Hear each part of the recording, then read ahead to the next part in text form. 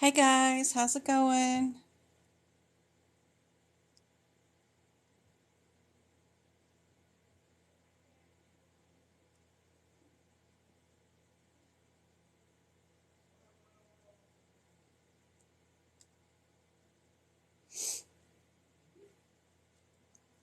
Hey guys.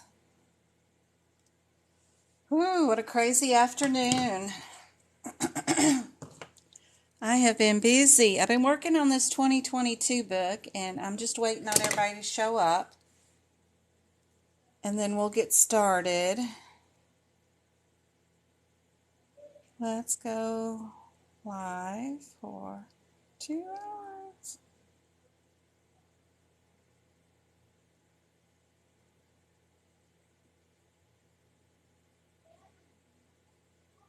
On TikTok.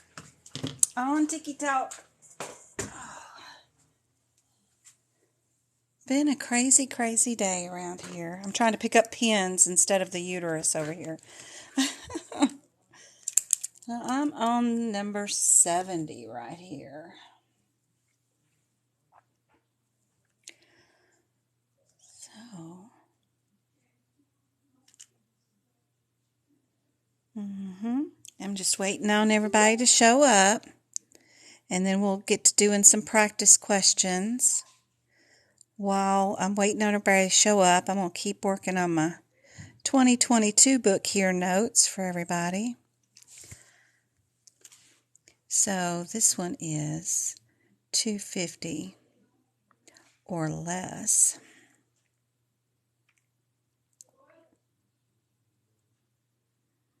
And this one's with removal. Removal. All right.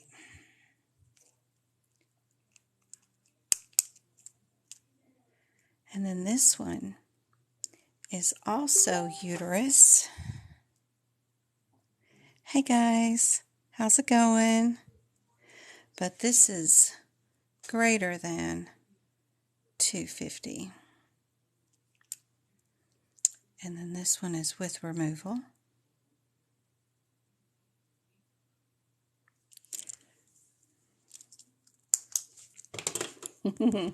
Hey Bethany, hey Bells. How's it going? Hey Famous. Good to see you guys. I hope y'all are ready to learn. What I'm doing in the books this year is I'm highlighting, first off, what's inside the semicolon. So anything with a bracket or a semicolon in the CPT code descriptor gets a highlight.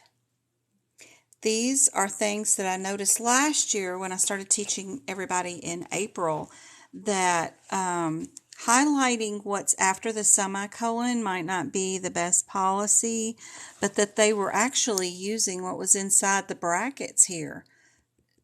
Debulking, they're actually going to probably use that word debulking in that CPC exam question. So that's what I'm highlighting this year, is what's in the bracket.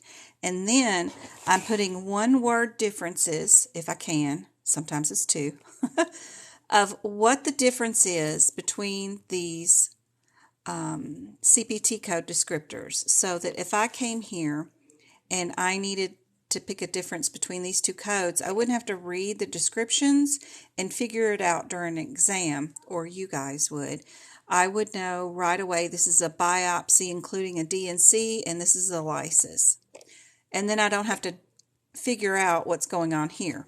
Now, all this other writing is just me telling you in layman's terms what's going on with that procedure, just to tell you that they're just breaking down the scar tissue that forms in the uterine cavity. No big deal. Right here, they're going to be removing a band of tissue that separates the uterus.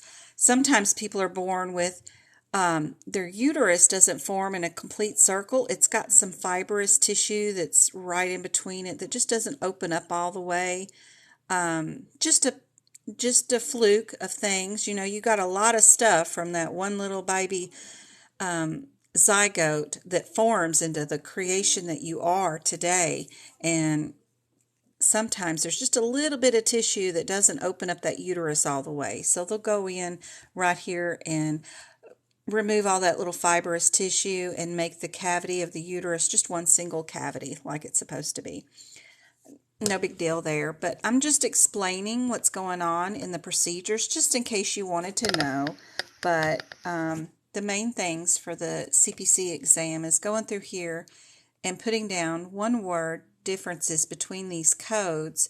That way you can come to the code and go directly to that word and do a word search through the question. And then you don't have to look at the descriptors and decide what's going on in that descriptor. You'll already know it. But that's what I'm doing for the notes this year. How's everybody doing? Hey, Remy. It's good to see y'all.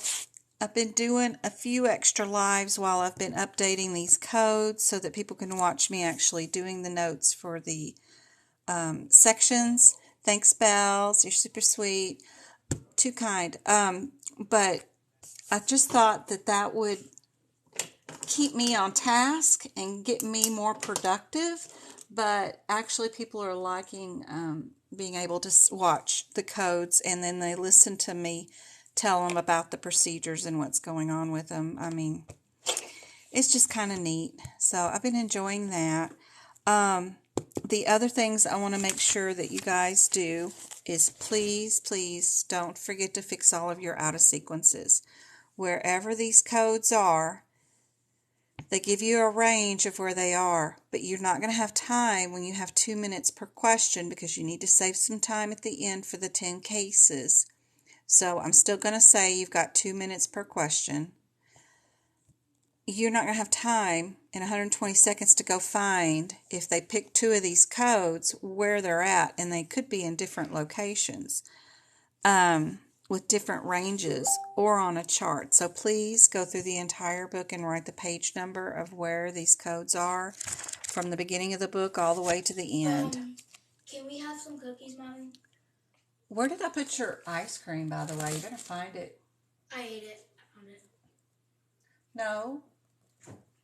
You ate one hot dog and now ice cream and now you want cookies? If I eat another hot dog. You got to eat the chicken out of the oven. Eat the chicken out of the oven, then you can. Never mind. I want some cookies. Can I have some cookies? James, leave me alone. Let me do the live, okay, guys? Yes. Leave me alone. Sorry, guys. They're arguing over cookies and ice cream. Boys, next time I'm going to turn and put them on camera. The other thing you need to do is do a Google search of the pictures. What is this? Okay, ear anatomy. They're going to have a black bold word down underneath any pictures. Google search ear anatomy. Then add the word function at the end and then look at images. Then they're going to tell you what these things do, and you need to add those to the anatomy pictures in your CPT book. This will help you with the anatomy questions to know what is going on with each body part so that you can answer the few little 5 or 6 anatomy questions that they're going to have. But it's super important not to miss those questions. So that's my advice for that. You're going to need to, that's in the back. Where's my blue star? I have a blue star somewhere right here. So you need to go through the book and also double red star all the do nots underneath the codes. That'll help you remember not to use that code with any codes that are listed here. And it could be a list of 100 codes, or it could be 1 or 2 just like this. So it's really important because AAPC will absolutely put a question on there that will include one code with something from their do not list that will be a possible answer. And if you remember to go down here and look before you try to answer a question and eliminate all these, that's super helpful. So go through the book and your CPT book and double red star those. Then also when you see one that tells you when to use a modifier, for goodness sake, double blue star that one, because you know, if you've done this for any time at all, it's very difficult to know when it's okay to use a modifier or not. So if they're telling you absolutely when you can use it, this is a bilateral procedure. That's why I have the big B there. So if it's going to be a unilateral one where they're only removing one fallopian tube right there, then you're going to add that modifier. Double blue star it. So those are my top things you need to do to the CPT book.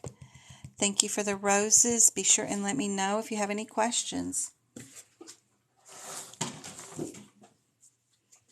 Yes, now you can have a cookie. Where are they? I have no idea. I don't know what Grandma was talking about because I told you I didn't see any cookies.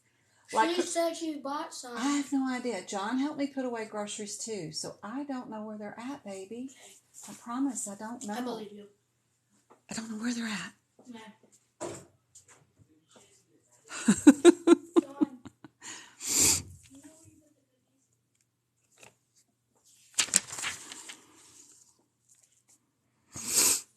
So anytime it tells me that this procedure is bilateral, I do put a big B there. If it does tell me there is a U, I put a U there too. That helps me keep straight in knowing whether to use modifiers or not. But it is a big book and there are thousands of codes that you got to go through. But this prep work, if you want to pass, will definitely make a difference for sure. If you want it done for you, of course, the notes are available on Etsy. There's a link in my bio. You can download them to your smart device and then copy down what I've done, or you can do it yourself. I can definitely train you how to do these. But those are the main things you do. Just Google what the big black word is above any part and just add function to it, and then add what these things do. I love this one because I don't know how to pronounce whatever the heck that is. It looks like a frambre, but you know, it sounds French, like something you'd eat at a French restaurant, but I don't know what this is or how to pronounce it. But this is our little sweeper. It's a broom that moves our little ovum to the fallopian tubes for ovulation, and it does it every month or 28 days or whatever. But we got little sweepers that sweep. I just think that's the coolest thing. But I did OB and delivery for many years, and I didn't even know about the name of the little sweepers. But so you might even learn something. It's kind of cool. But I just write down what their function is in the body and add that to the list. Hey, Destiny, how's it going?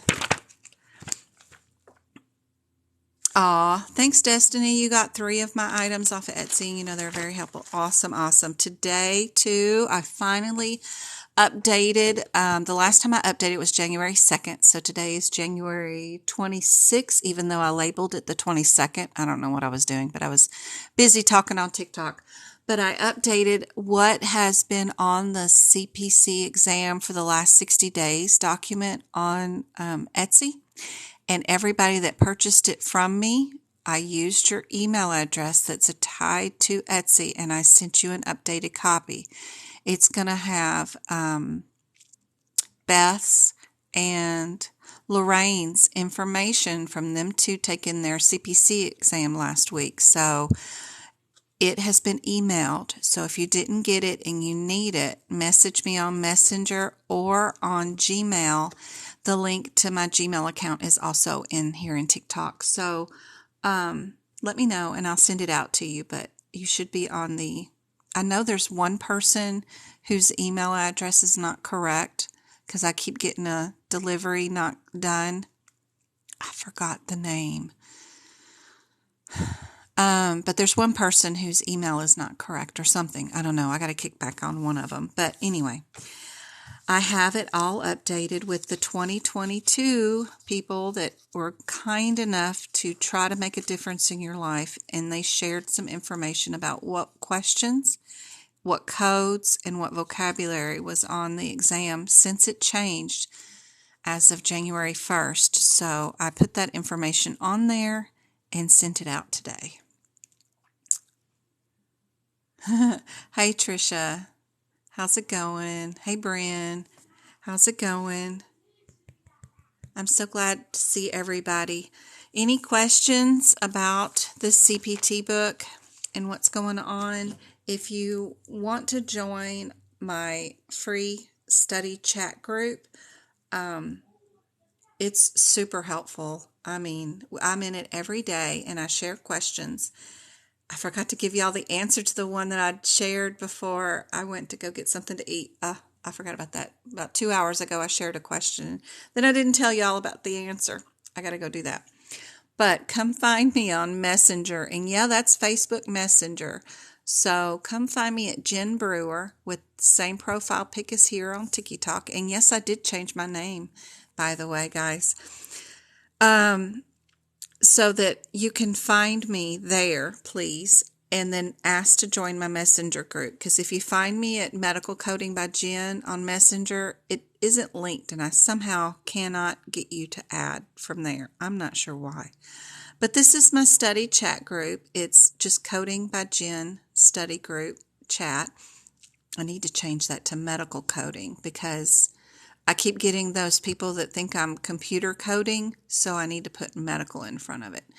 I'm trying to change everything and be consistent so that people can find me. Anyway, this chat group is so helpful. We work in it every day. There's no charge.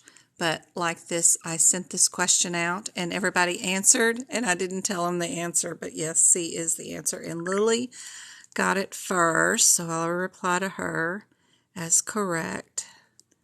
I completely started eating and putting together that thing that got delivered and forgot all about it.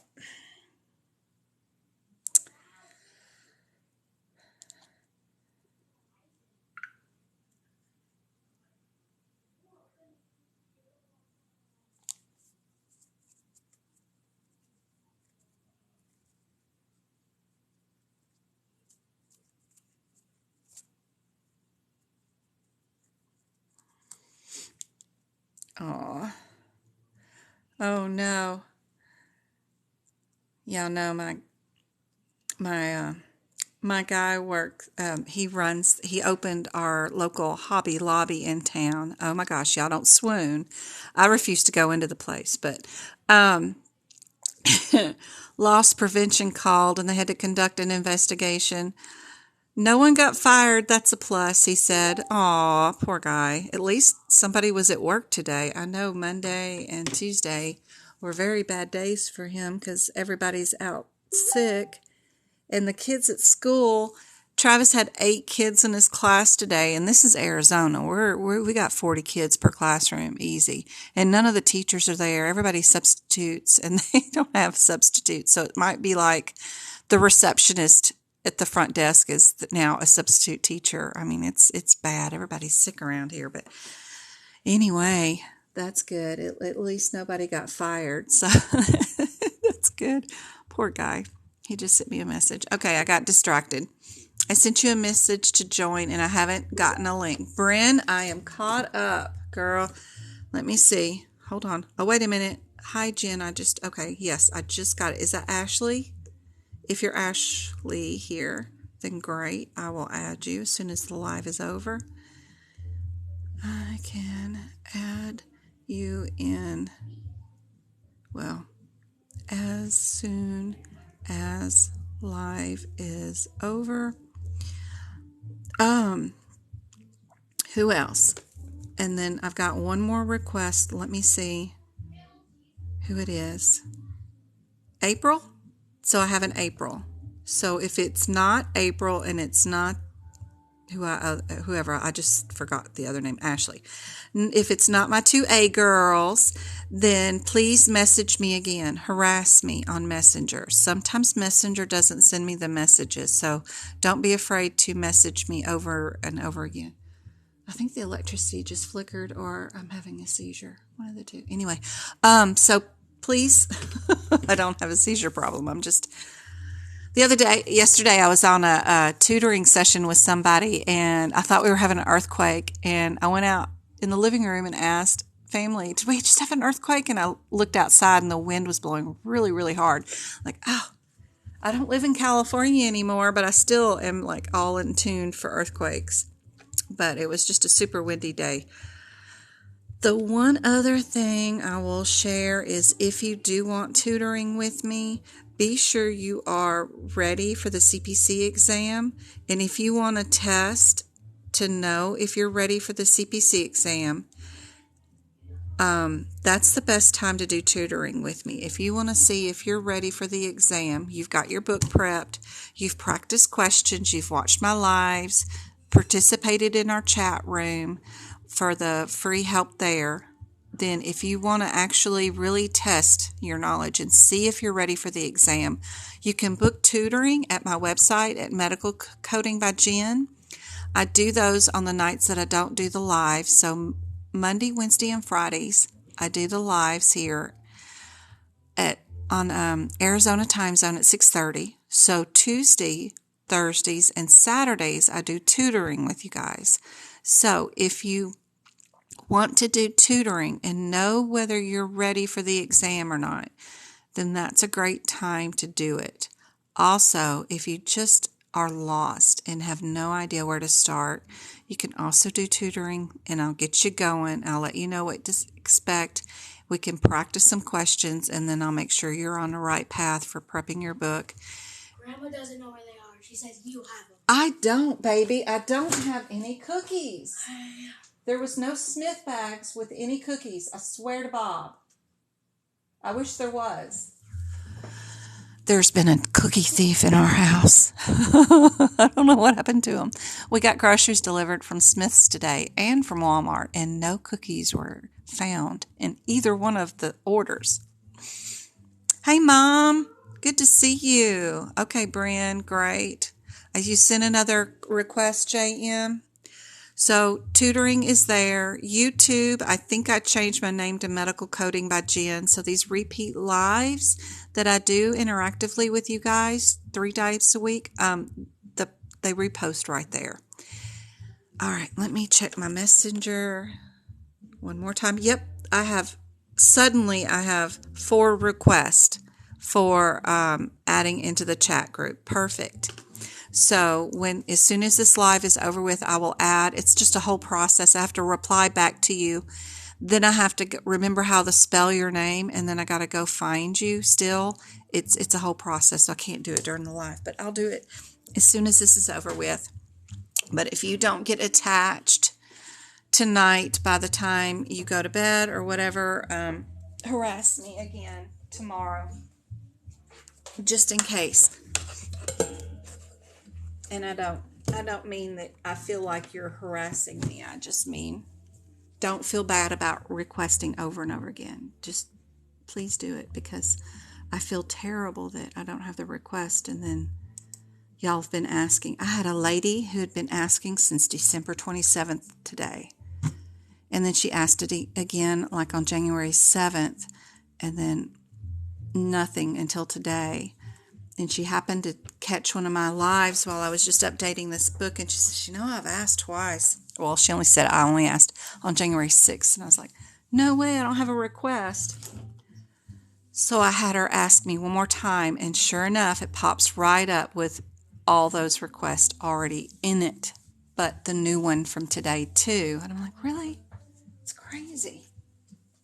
I'm always on Messenger. I'm never off Messenger. That's how I wake up my mornings, and that's how I end my evenings, is on Messenger, because I've got the study group there, and we talk in it and share questions every day.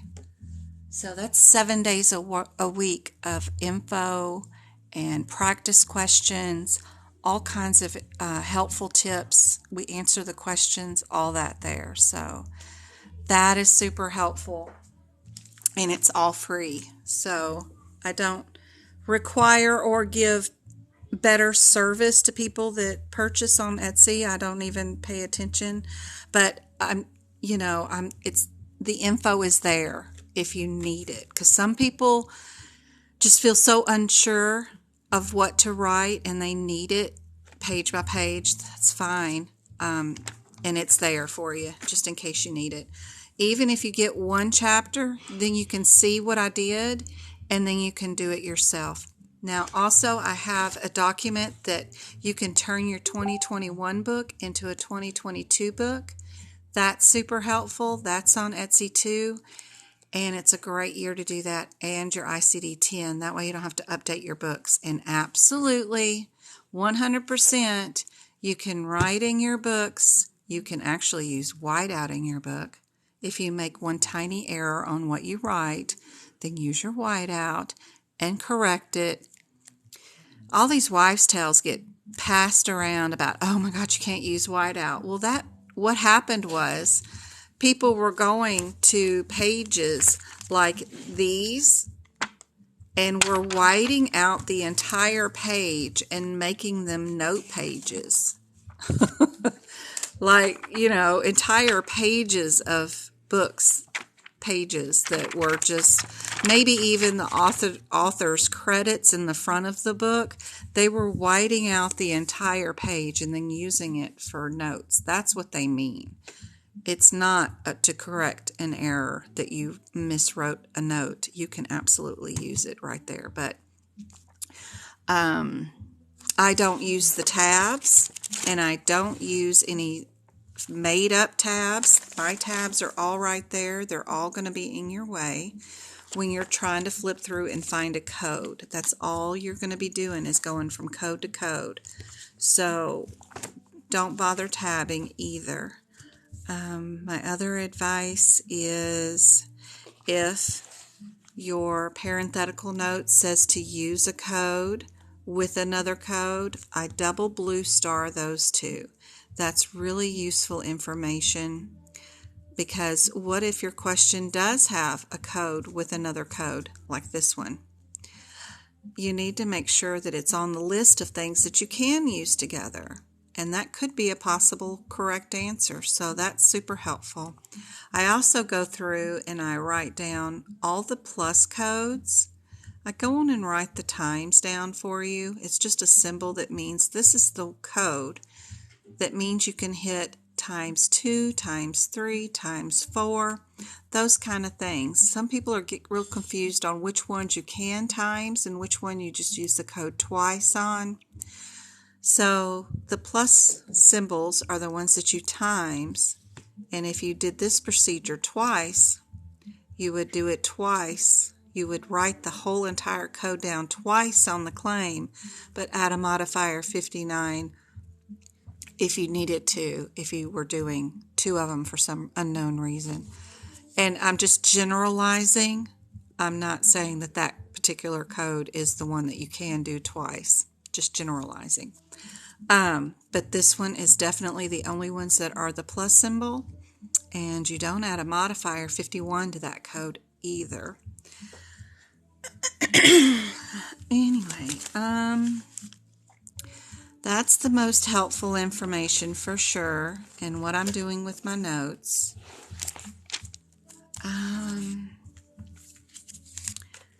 can't stress enough, our MDM chart is going to be pretty vital for the CPC exam this year. They're asking things like, what category is independent interpretation of test results on? Do you know that? What category would that be from? And that answer's on this chart. Does anybody know that one? Do you know what category? Is it category 1, category 2, or category 3 that independent interpretations of tests that have been done for a patient are under? I wish to, Tricia. I so do. You wait till I show you this process of how to answer the questions without reading any part of the question. You're going to really wish you had seen me sooner. Correct. Category 2, Miss Kimmy. Perfect. So if you don't know where that information is, under moderate, they have these categories, and they might ask you some random question about a category And if you don't know where to find that information, I'm on page 17 of the CPT book. I think in the 2021 book it's page 16. But I just want to make sure you really understand this chart better than we have in the past. In the past, all we had to do to answer the questions was know the time or the MDM level. And that was super easy. Now they're starting to try to ask us questions without an MDM and without a time. How would you code it? How would you know if you're moderate, low, or minimal, or if you're straightforward, or if you're a 99212 or a 99213? Those type of things you need to practice with me, and I'll show you how to do it. One thing I will tell you, that no matter what, if they do medication reconciliation or any kind of prescription management, they are always a moderate, and they are always a 99214 or a 99214. So that's helpful information right here. Anything in this list right here automatically gets you a moderate, which is under your 204 and 214.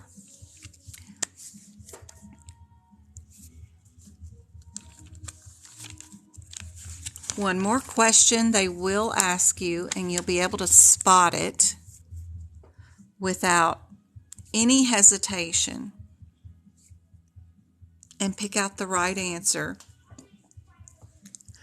Sorry, my salad is coming back up on me. Is the 99215 with a 99417. So there's a parenthetical that is underneath the 99205 and the 99215. It's right here. I haven't done the section. I did the section. I typed it all out for you, and it's on Etsy, but I haven't physically marked up this section yet. But right here is this parenthetical. This is the only prolonged service code that can be added to the E&Ms for office visits on the front part of the section. There's other prolonged services that go with the ER, critical care, or something like that, but they're in the back. I'm just talking about all your 99202 to 205, and then your 99211 all the way to your 99215. You can only use the 99417 with the 05 or the 15. You never use it with the 14. You never use it with the 13. So if you ever see a question and the answers have a 17 code with an 05 or a 15, then that's probably your answer. But if you see it with the 14 or an 04, that's the wrong answer. It doesn't go with that one. So make note of that parenthetical. Double star that sucker. And then where's our 15? Where's our 15? Right here. Our 15 is tricky because your descriptor's here, but your parenthetical is all the way on another page, way at the bottom. That's your parenthetical for the 99215. So double star that. Make sure, even probably move that info right here underneath the code would be better. If over 54 minutes, use 99417. So our time on 215 is 54 minutes. So if they stayed with the patient for 55 minutes, you're going to code the 99215 with the 99217. 99417, not 2, 4. Oh, God. So moving this info over here with the time that's allowed is pretty cool. I would put the 40 to 54 minutes here, and then I would put that parenthetical right there because it's cut off. They had plenty of room for that. Anyway, I think they sometimes do that on purpose just so you miss something. that is E and M. We definitely need to know our chart. One more thing I want to tell you is a self-limiting minor problem is not an illness. UTIs and other minor acute illnesses go here. But a minor problem, like I have a splinter in my finger I need you to get out, I have a wart you need to remove, I don't know, minor problems that are not illnesses go here. Okay? And I'm pointing to the 99212 or the O2. So minor problems are not illnesses. Not illnesses. UTIs is an illness. That's an acute illness or an acute injury, but they're going to go right here. Is a splinter an injury? Gosh, good question. I'm sitting here talking to myself, asking away. All right, let me get out the computer. You're live. Yes, I've been live all day, T. It's been crazy. I was on for like 3 hours this afternoon, and then I got off to make sure the kids eat and stuff. But I'm so glad you're here, T. All right, let me get out the questions. I wanted to show you why I got these questions too, because... Oh, come on, ceiling fan. No ceiling fan showing off here. I have that updated information from people that took their exam this Saturday in person, and then one person took it online, and they told me what was on their exam. Full thickness stuff, full thickness, transfers, burns, whatever, was one of those things that was on their exam. So I wanted to make sure we did some of those practice exam questions today. So for process of elimination, what I like to teach is, I've noticed, because I audited the exam before I took it, meaning I scheduled 2 exams, I went right away, audited the exam, and then I came back and took it again because I knew I had audited the exam and knew how to pass it, because I looked at it from the exam point of view instead of a coding and learning a whole career's worth of information. I just went and audited the exam because I am a medical auditor, and looked at the test that way. So the best way to do that, guys, is to only look at the very first code given to you. So for A, it's that 15200. For B, it's 15275. For C, it's 15277. And for D, it's 15130. So what I found out was that AAPC has a habit of giving you 2 throwaway answers that are obviously way wrong, and then 2 answers that are super similar. And there's a reason why they're similar, because they're trying to see if you know how to utilize the book properly, your resources, the ICD-10, the CPT, and the HIPICS code books correctly. And if you do know how to use those correctly, you'll be able to pick out the right answer based on their question that they have here. But I found you don't have to read the question to answer the questions. You can just look at the first numbers as they are numbers. I'm not looking at them as their codes in the CPT book. I'm looking at them as if they're just numbers. So right away, I know the 7-5 and the 7-7 are super close to each other numerically. So I'm going to get rid of A. That's not going to be an answer I'm going to look at. And I'm also going to get rid of D because the 15130 is way far away. So I'm only going to pick one of these answers because I know one of them is going to be the answer.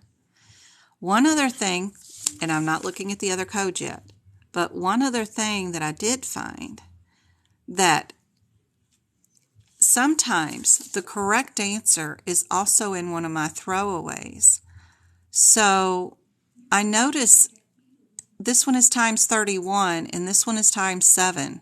Well, 31, billing 31 or 66 things is really crazy versus 16 things. It's crazy. So what I do is I notice my D that is a throwaway. It's also a number 7 and also a number 16. That's cluing me in that C is my correct answer. Even without looking at the question, without knowing anything else, without looking at the book, I can eliminate B and say that's the wrong answer. Now, if we looked up the 15275 and we looked up the 15277, you would see that that's full thickness burns over, this is under 100 and this is over 100. Now, you can scroll down through this question and I can see that we're already doing 500 square feet of centimeters, not feet.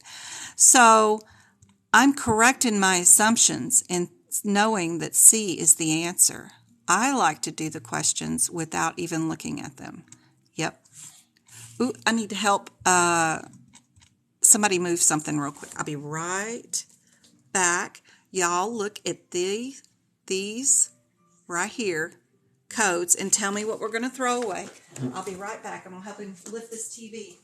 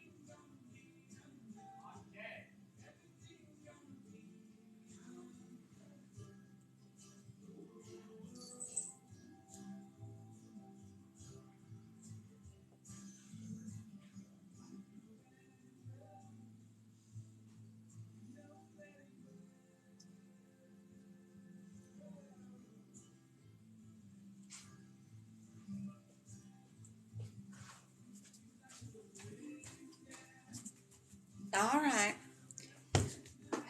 We're back. Which two are we keeping if we only looked at these numerically? We're going to keep B and D. That's perfect. I picked this question because Beth said a punch biopsy was on her CPC exam Saturday. So this is where we're at. So I would agree with that. We're going to keep the 113 because it's just like the 114. That's the only reason we're getting rid of everything else. Now, looky here, we've got the 11104 in our throwaway, but we also have it in one of them that we're keeping. So this is going to make me think that we're going to have B is our answer without even looking up any CPT code. And these questions come straight from, yep. So here's your question. So we can look up our differences between the 11310 and the 11440.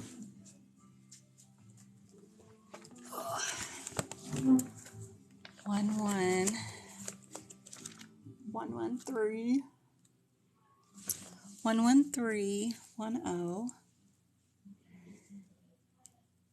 is under what heading?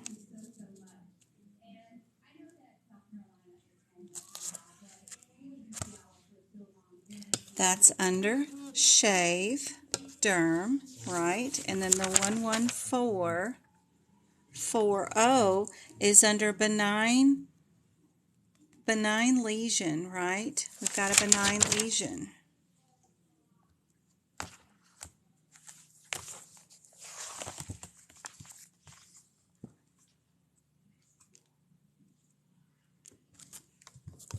So if we go back to our question, did they do a shave or a lesion? And right there, oops, I wrote on it, we see the word shave. And I'm just doing like a word search backwards till I find it.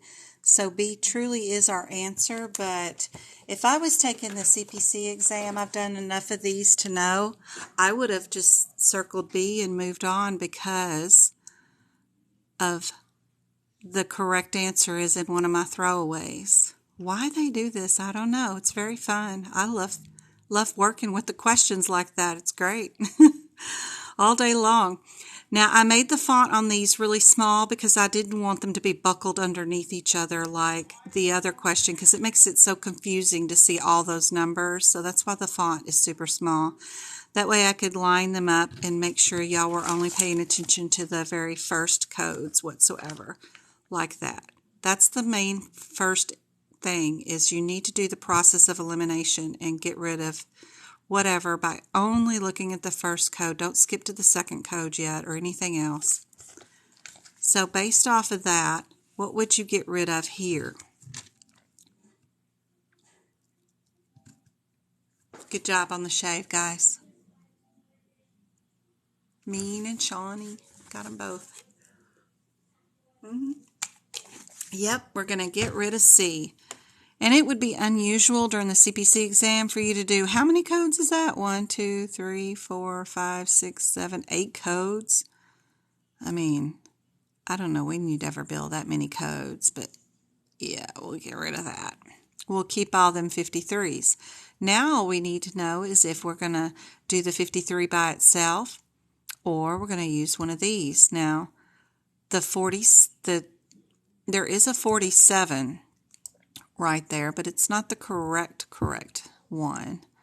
Other than that, I'm not getting any hints whether it's A or D, because I probably would get rid of B because it's only one code. It's probably going to be something that we need a second code for. So I'd probably get rid of B too. But what we have here is a comprehensive panel, right? If you're looking in your CPT book. And then we have a basic metabolic panel, or we have a calcium ionized. So let's look at our order. So the doctor did order a basic metabolic panel and a comprehensive panel. What would you report if the doctor did that?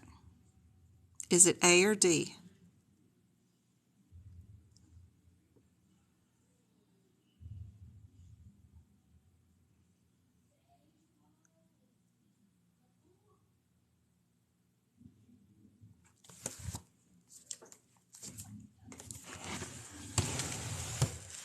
Move that sucker out of the way.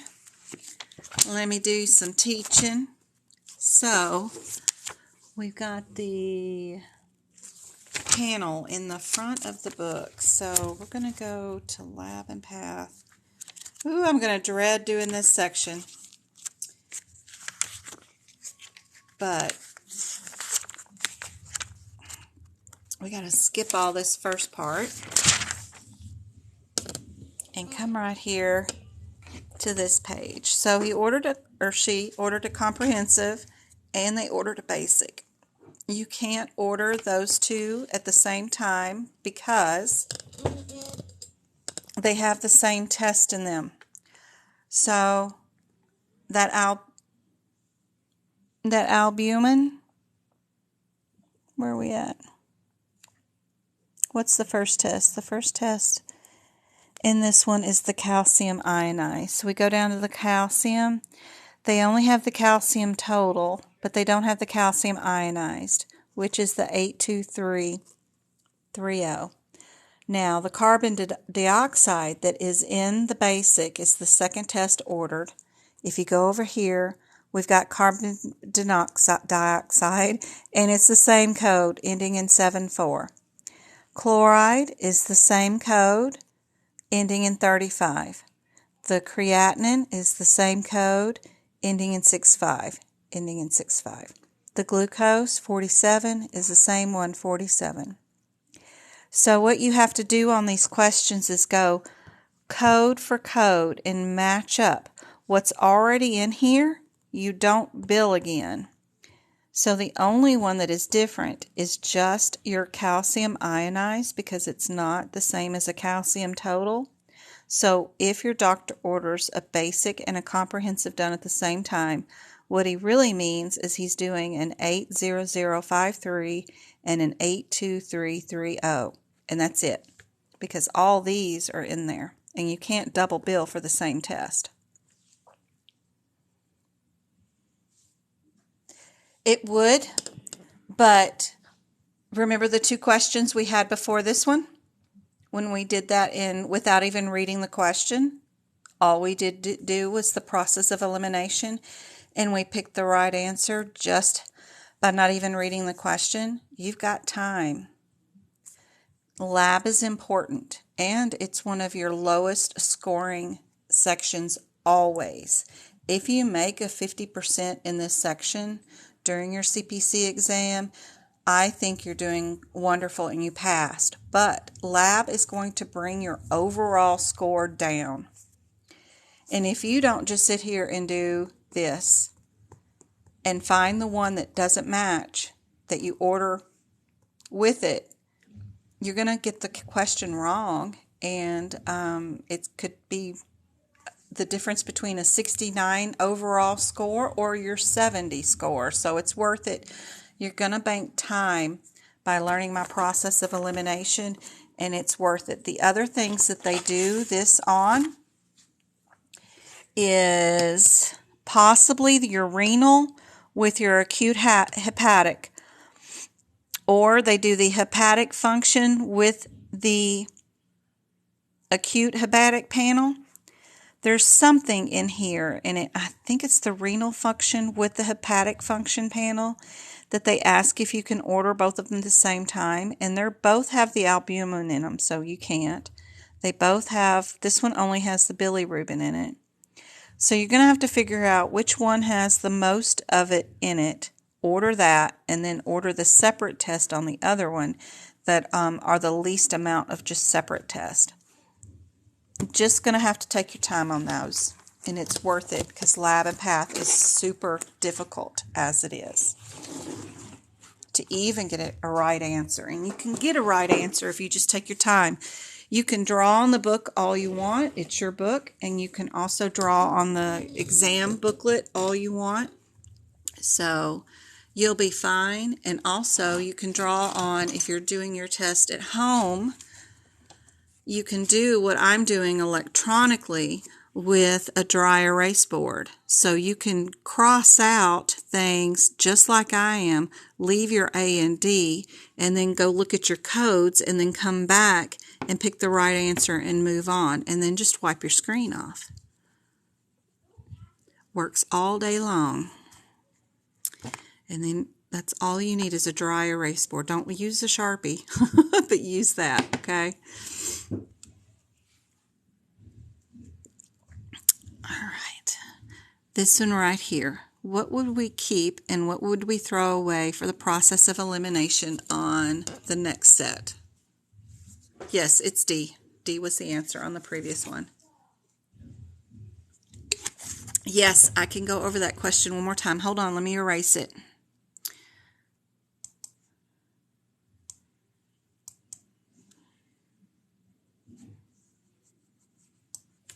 Okay, here's your question. So, for process of elimination, we're only looking at the numbers numerically to see what we're going to keep and what we're going to throw away. The 53 is the same in answer A, B, and D. So right away I would throw away C, just because that 47 is different. So that bad boy goes away. We're not going to pay attention to it anymore. Now we need to decide if we're going to need to have two codes or not. Sorry about the writing.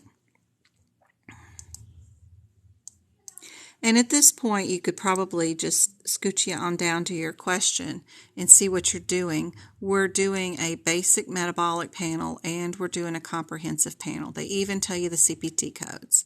So then you go to your book.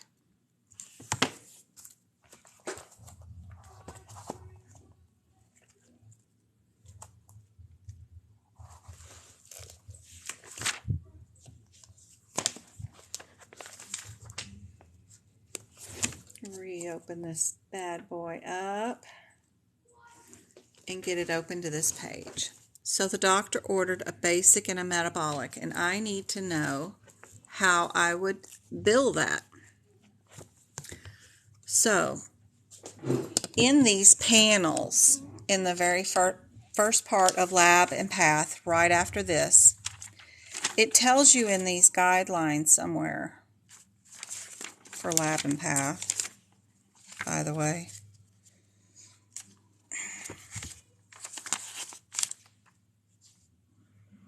About bundling services and stuff, right here, it'll tell you that you can't bill multiple bundles of tests when they include the same test. So, what's really great is that they even code everything that's in the bundle with that code. So that's super great. Love that. So for this basic metabolic panel,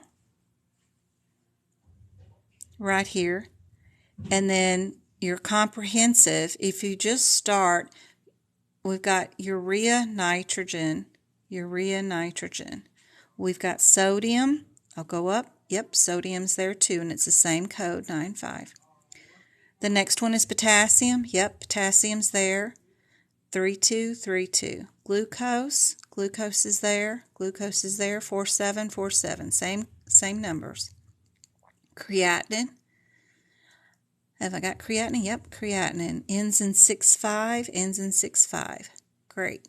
Chloride right there. 3535. Carbon dioxide.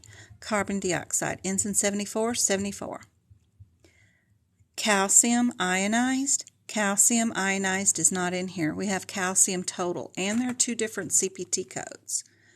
So that ends in a 10, and this calcium ionized ends in a 30. And that's it. That's the entirety of the basic metabolic panel. So what you would do is you would bill this comprehensive, and then you'd only bill the one test that it's missing from the basic metabolic panel. That gets him everything that's in this and in this by ordering this and not the bundle. You don't want to bill for all of these over again, which you would be doing if you use that code. You only need to use the code for the one test it's missing. Now, the other question that I've seen this one on here, and it was on my CPC exam when I took it in 2019.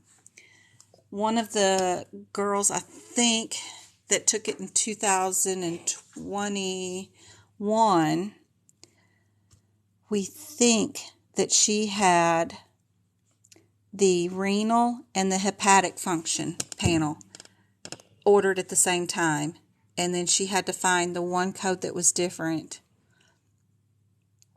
And I think is it the transverse? It's these two codes down here at the bottom. Everything else is the same. Maybe the protein is missing too. But those three codes, the rest are all up here. So it's just going code by code and finding what you need to bill individually versus what you need to bill in the bundle. So this is the code for basic metabolic panel. This is the code for a comprehensive metabolic panel. He did order both of them at the same time, but you can't bill for both of them. You have to bill for just the comprehensive and just the calcium ionized. And that's it. That's the only thing you can bill, because you would be committing fraud if you billed two panels with the same test in them, even though one of those tests is not the same It's the fact that the other ones, the other 7, are the same as the ones that are in the comprehensive. So I hope that's helpful. Yes. Okay. For our next one, we are keeping which 2?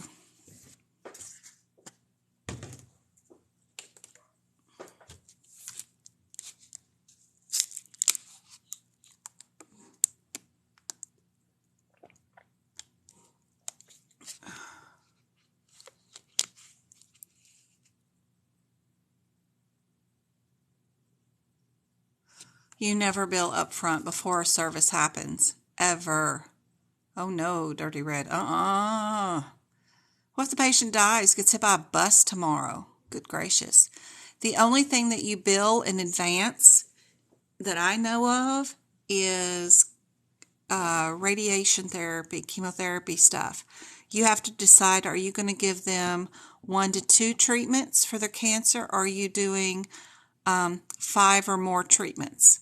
And you bill that in advance. And if you go over that by 1 or 2 chemotherapy treatments, you don't get to rebill for those 2 that you missed.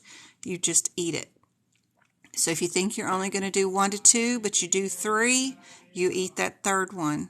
Same thing if you billed, you thought you were going to do 5, and you do your code for 5, but you do 7 courses of radiation or chemo, then you eat the last 2. You don't bill for them.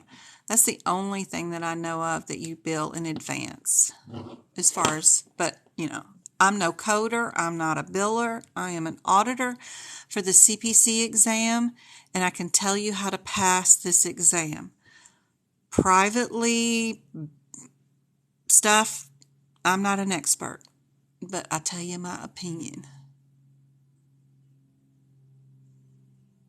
Oh, good. It does say in the above paragraph. Good, good, good.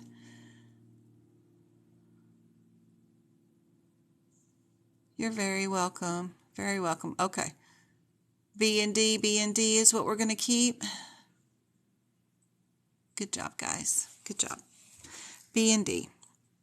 Perfect. We're going to keep both those 52. So all we have to decide in this question is if our 52 is going to be in need of a 68. So before I even read the question, I would go to this code to see if there's a parenthetical that says you can't code this code with that code. Because if there is, then we know our answer is only going to be B. The answer is B. People are already shouting. Y'all haven't even read the question yet. How do you know? How do you know? Y'all already looked up the code? So AAPC is trying to make sure you understand something in this CPT code descriptor for this code that's telling you to either use it or don't use the other code. So 49652. Y'all are faster than me.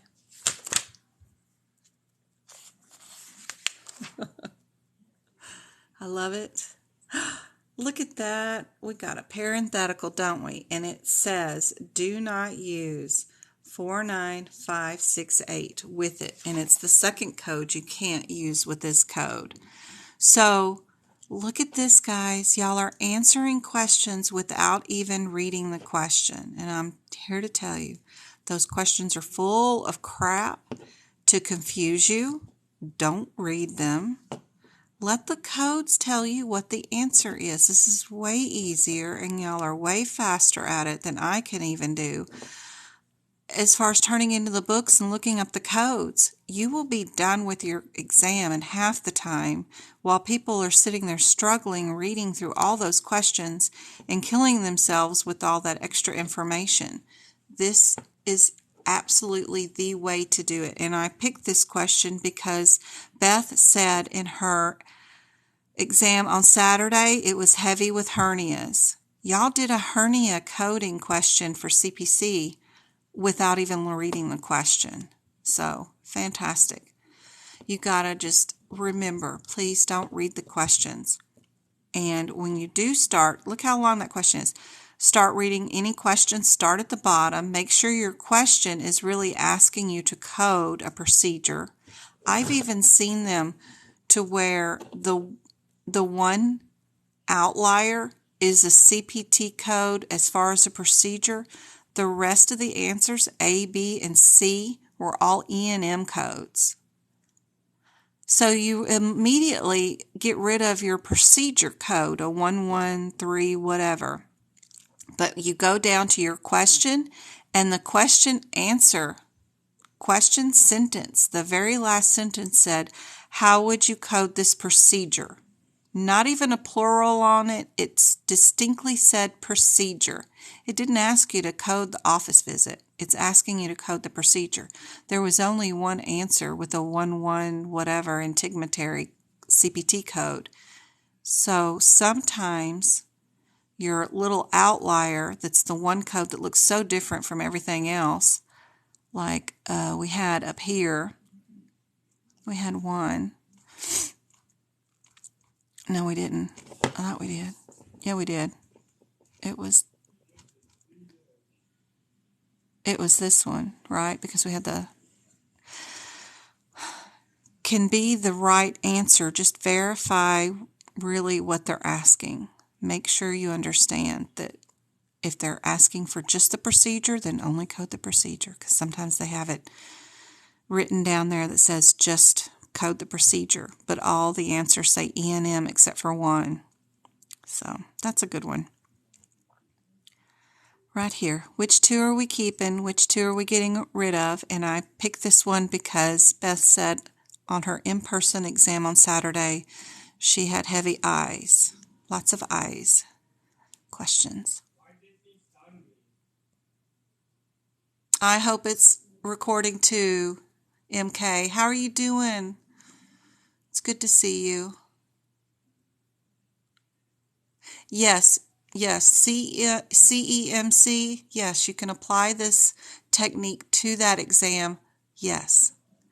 Every once in a while, 1 to 2% of the time, one of the ones that you throw away will be the correct answer. Don't force it. If you're not word matching with what the descriptor says in the two that you're keeping, then go look at these, but it's only going to happen 1 to 2% of the time. 90% of the time, easy. It's going to always be like that. For example, this question. We're keeping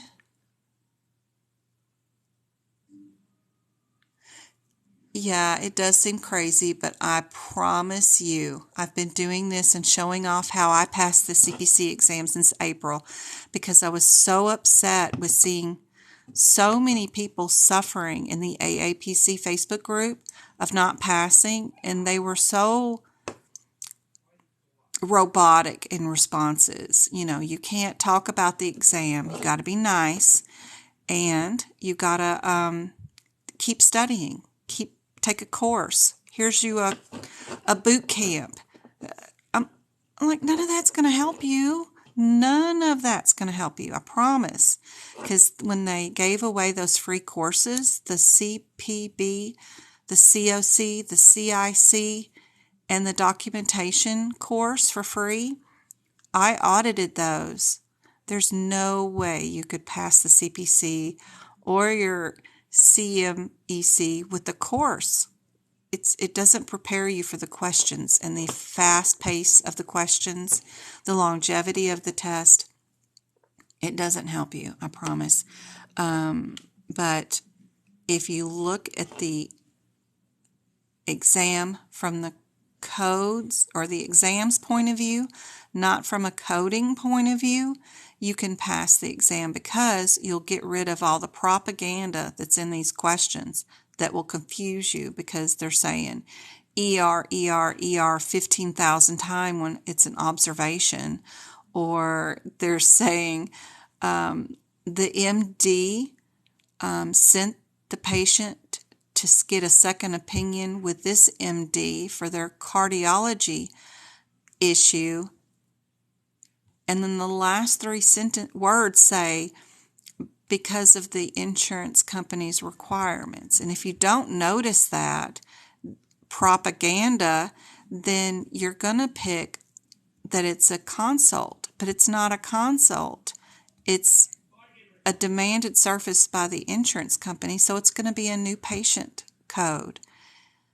So avoid reading the questions because they put a lot of effort, if you've ever read these questions, to make sure and to see if they can trick you into the wrong answer. And you need to negate all of that by avoiding acting like a human being and don't read the questions. You'll pass the exam 100% and with a lot of confidence and with less brain fatigue at the end of the exam because you didn't read all those Mrs. So-and-so was there for all this, look, 70-year-old female. We didn't have to read none of that. And the procedure and the routes, you're going to have a lot less to recover from this exam using my method. I'm not kidding when I say it works too. You can get a 70 if you forget to code like a coder and you act like you are an exam taker and you let the codes tell you what the answer is.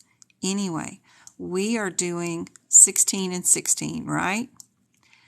If you know anything about E4, what system is that for? Ooh, I got 16 messages. Let me catch up. Yep, A, B. I'm doing well, MK. Thank you. I hope you are too. You took a boot camp and it was so bad. I've only met, since April, one person who said their course was helpful for them and they learned to code from it and they learned to pass their exam from it. One person out of everybody I've ever run into on TikTok, on Facebook, on Messenger, only one.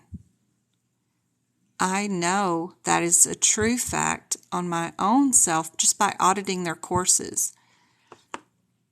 And I've guest educated and taught for AAPC too, so they know what I'm doing, and they're aware of it, so it's okay. It's just I need to get a job there so I can rewrite some rules or something. I can fix their course is what they need.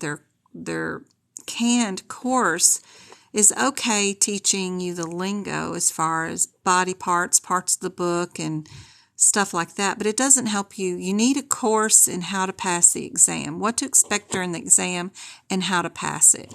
And they need to add that my part to it to even, and they claim if you take that course you get an 80% pass rate. I don't believe that's anywhere near true.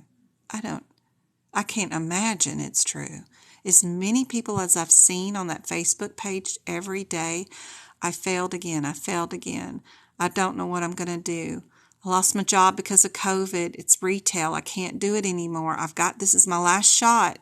Family scrambling for all this money to pay for another exam. And I just couldn't take it anymore and started making some TikToks about how I felt about it. And it turned into this. So anyway, what system are we on? It was so bad when I asked a question. The head took me to the chat and she said I can't pass the exam and I need to go to school. And she didn't even cover all the chapters. Oh my God. I didn't take a course in learning from you. Yep, you don't need a course to pass this exam.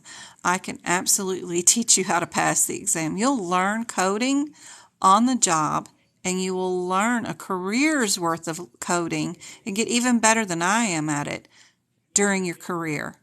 Because every place codes differently based off their contracts with the health plans and the employer groups. So nothing is going to be like that book. And you don't even use these books. You've got electronic charts that you just Google, kind of like you Google up a word like hysterectomy. It'll bring you up 10 options. Well, is it a hysterectomy with this? The computer does it all for you. You aren't going to code anywhere near like what they're teaching you in the school. It's ridiculous. It doesn't help you for in life, and it doesn't help you to pass the exam, and they should be ashamed. So that's why I started making the TikTokies. And that's why I volunteer my time every day in my study chat group, and I volunteer to teach y'all 3 nights a week here on TikTok for 2 hours each night, and just to help y'all out because I just couldn't take seeing all that suffering. Plus, I had some downtime because they canceled all of my audits at work because of COVID. I will get busy, and there will be times where I can't come on, but while I can, I will be here. Absolutely, because I feel like if I can make a difference in your family life and get you that better job, then it's going to better your community, which is going to better all of us, right? You know? All right. What section are we in? What section are we in? That is so helpful. That what scared me from taking the test is the long questions. Don't read them. You ain't got to read a word of them. Sometimes I'll get a patient's age or find out if we're doing a bilateral procedure or a unilateral procedure, but I don't read the questions. And the bigger the question, the easier they are to answer. Give me those 3-page long questions all day long because they're going to have the name of the procedure at the top. And then at the bottom is where they're going to have any notes that I need to know about how they close the procedure. Let me let my cat out. She's scratching at the door. Magpie, you are loud, honey. You want out? Yeah? Okay. There you go. Okay.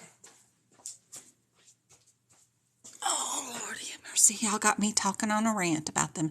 Yep, eyes, eyes, eyes. And what modifier goes with eyes?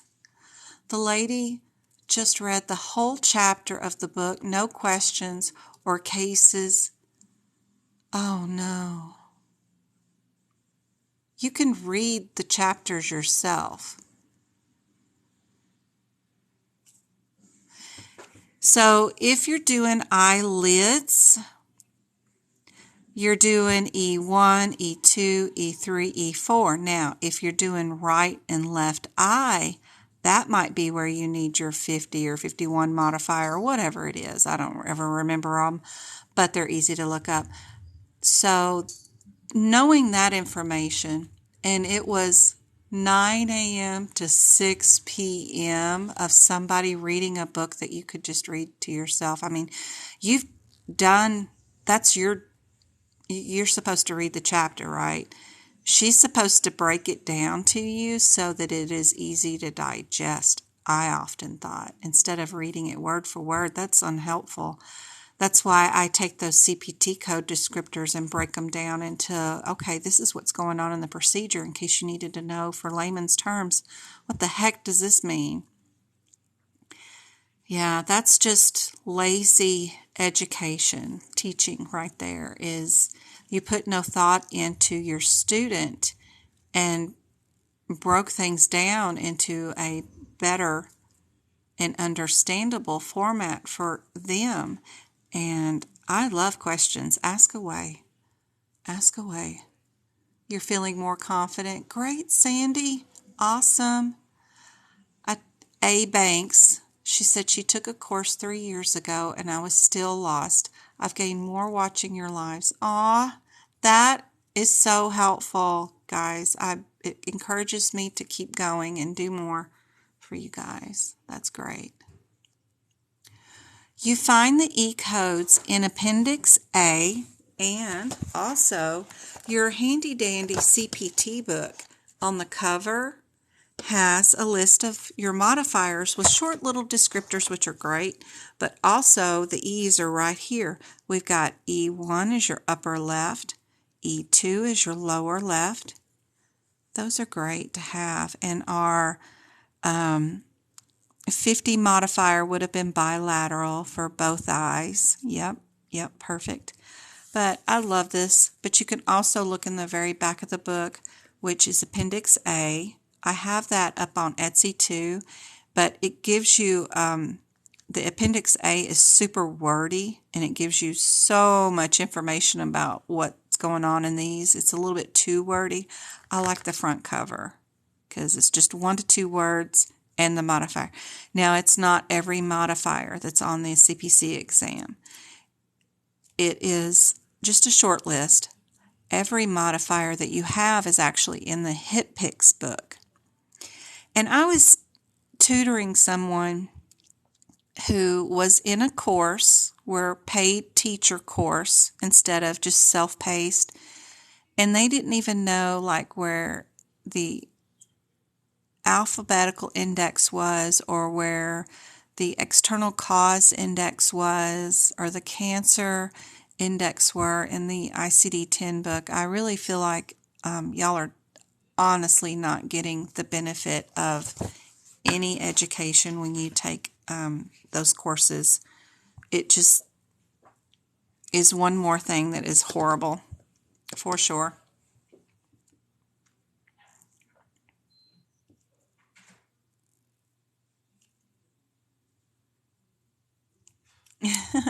You're very welcome, AJ. I'm so happy to make a difference.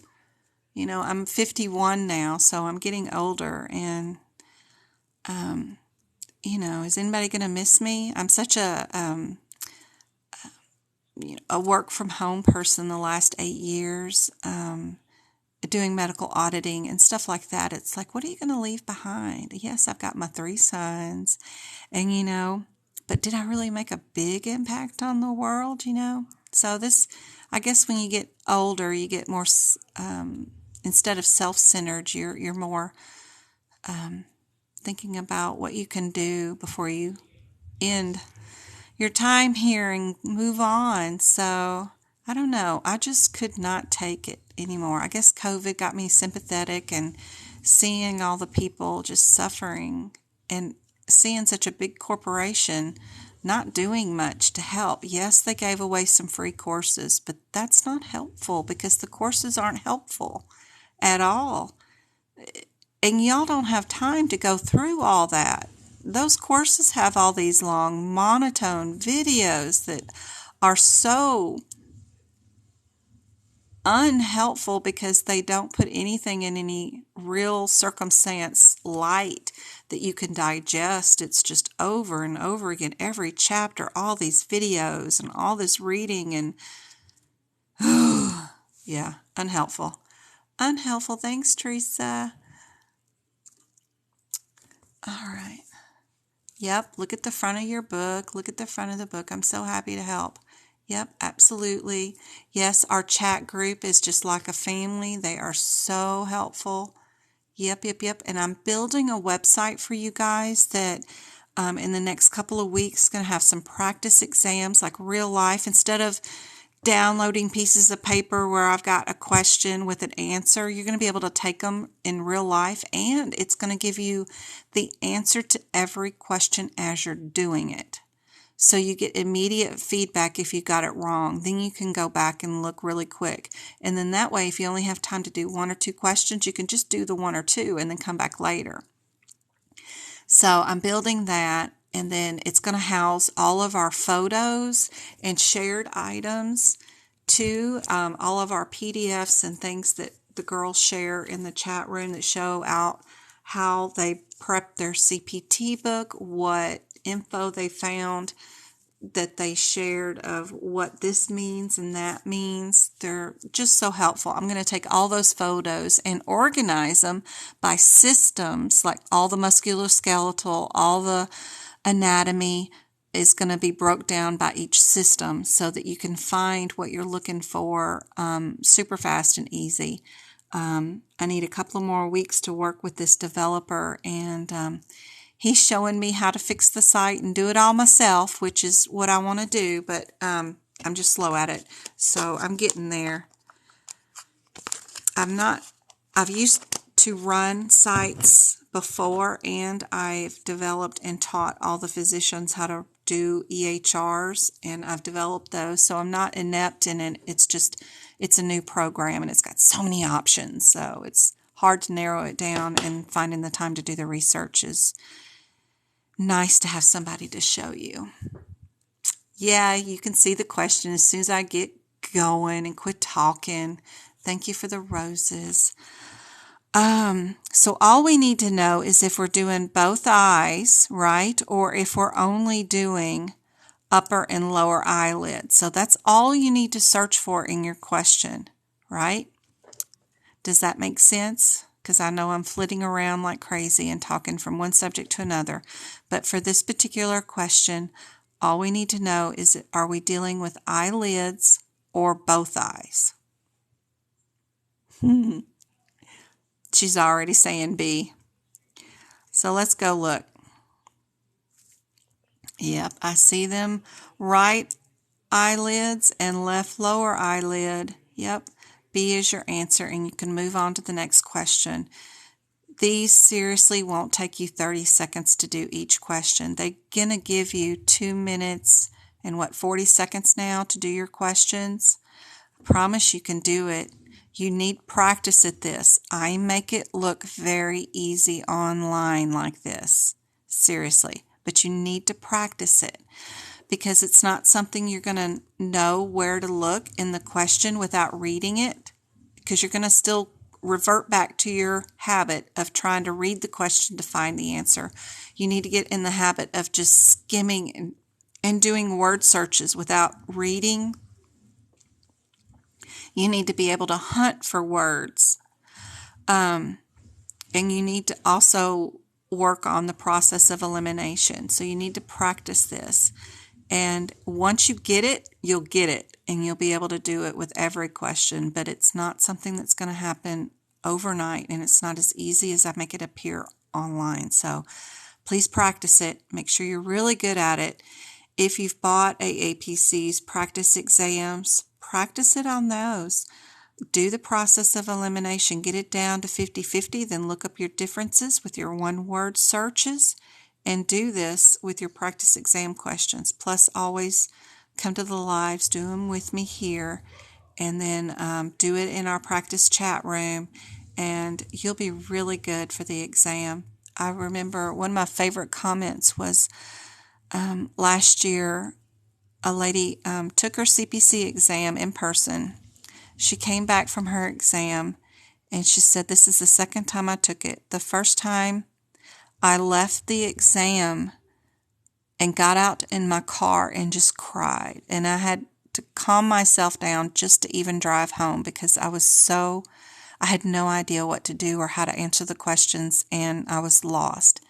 This second time, after working with you and seeing your process, I walked out of there early, confident, and was actually ecstatic and happy when she left." So bringing her from tears in the car after doing the exam to just being happy after leaving a 5-hour and 40-minute exam. Well, she got out early because she finished early. What a big difference. And all she did was watch my lives. I don't think she bought anything, and that's great. I can picture her in the car sobbing, because we've all done it over something, whatever it is, it doesn't matter. But I made a difference that her next time she did that same thing, her outcome was totally different. And of course she passed. And that's the kind of thing that I'll remember for the rest of my life, is what she told me about that. So that made it all worth it.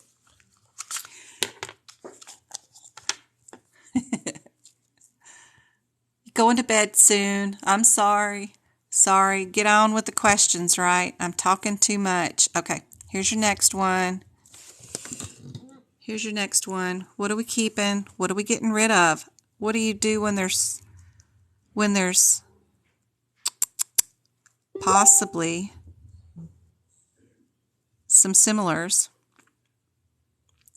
what are we getting rid of, actually? Let me just say that. What are we getting rid of?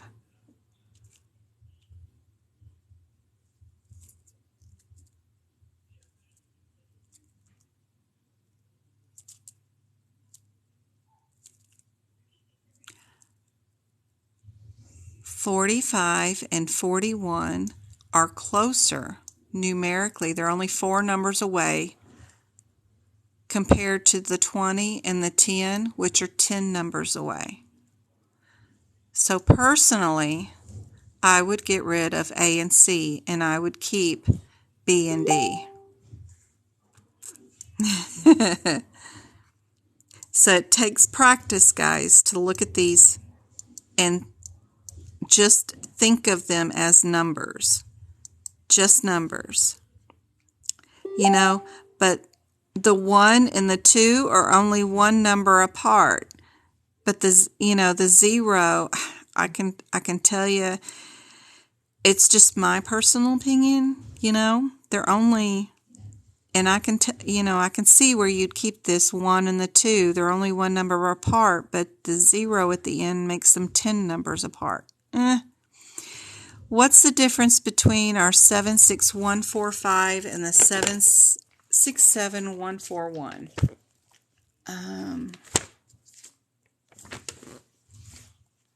Sometimes it's a gut feeling too, more than anything else, and it's okay. What if you picked the wrong 2 and then you have to go back and do the other 2? It's okay. You're going to have time. Not every question is so close like this. So 41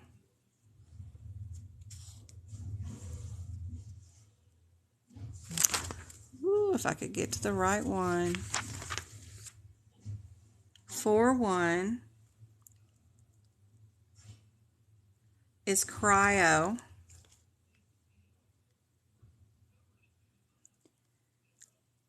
45 is photo laser.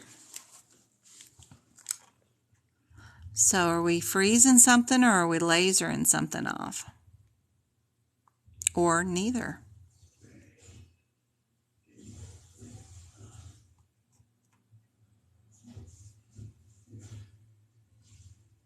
We use lasers.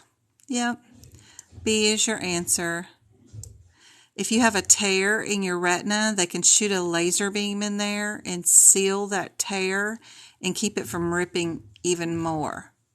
Sounds outrageous, but they can do it. Yep, B is your answer. Easy peasy. All I had to do was look at one word. Did not have to carry anything else with me. Anesthesia.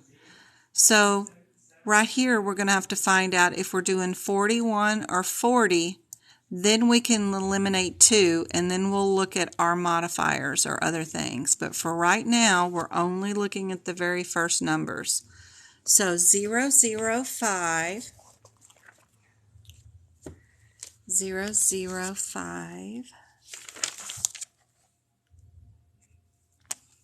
005, 40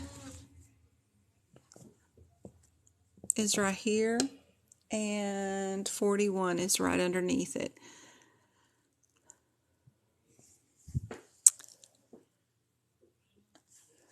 "41 excludes any heart or great vessels, that kind of thing. It's just the plural, the lungs. Super cool. And this one is ventilation of one lung. If you do ventilation of one lung and not the other one, it's a lot more difficult procedure, by the way. So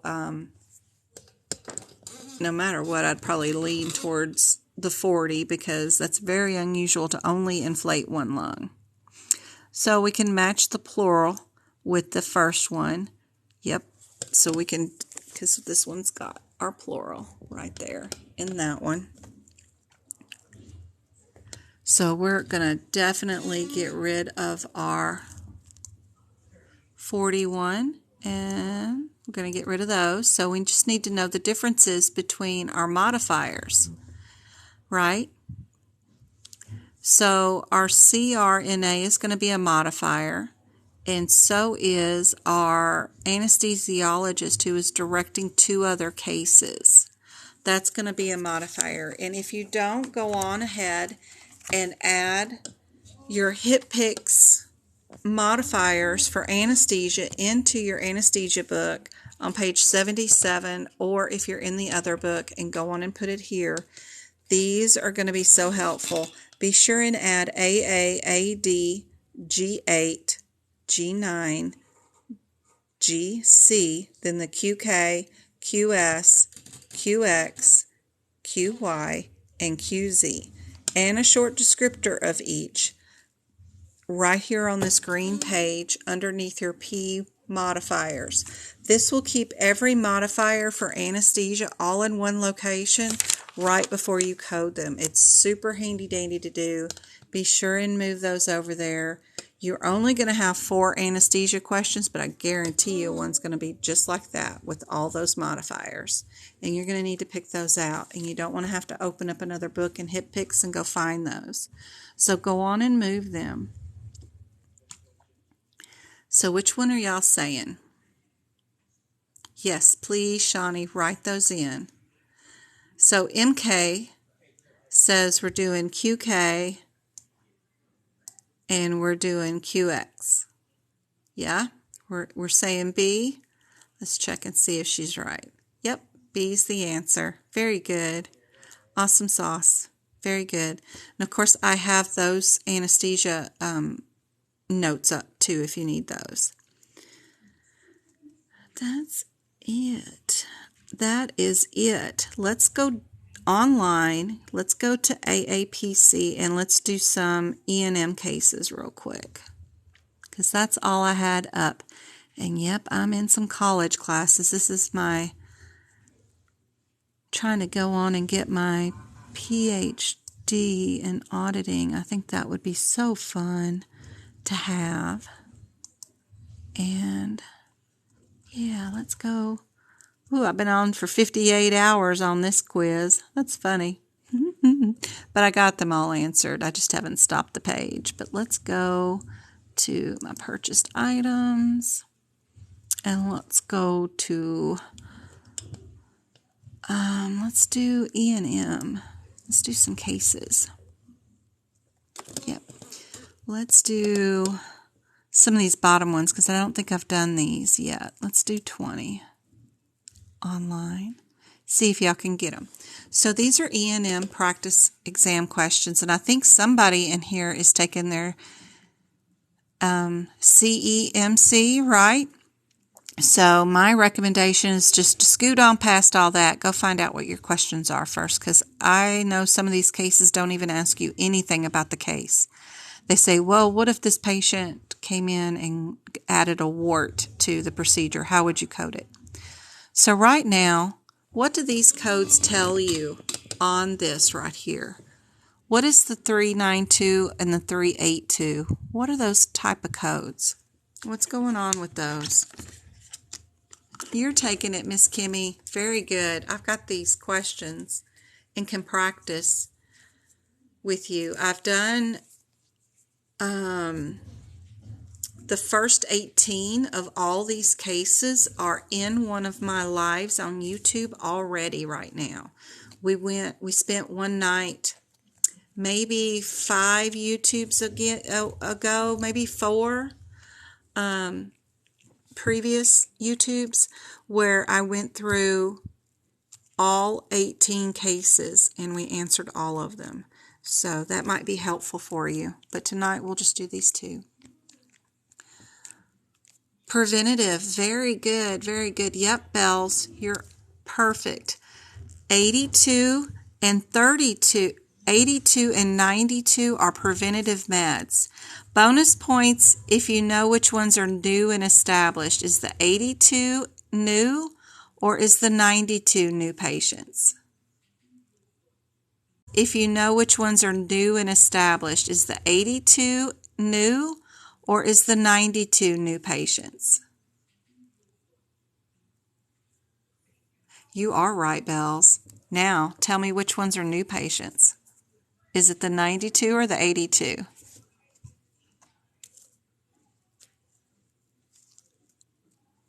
Yep, 82 is correct. Those are your new patients, and these are your established patients who need to have preventative meds or preventative visit or risk assessments.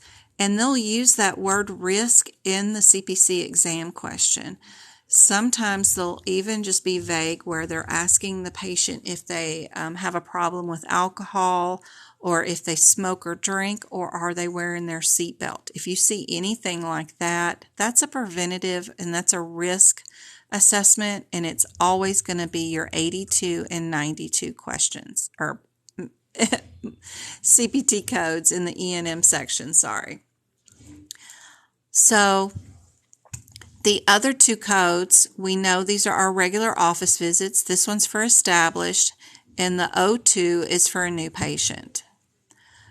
These are awfully low. If it was going to be an O2 or a 1-2, these are just straightforward minor problems. There's no medical illnesses with either one of these, so they can't even have like a UTI. They're just super plain minor issues. So my thought is on this already that they want to know if we know the difference between the risk assessment codes and if we can figure out if this patient is new or not. So let's go look at the top of our question real quick and see. Right here, we've already got established, so we already know without reading anything else what we're probably going to be doing is a 2-year-old established patient, which is going to be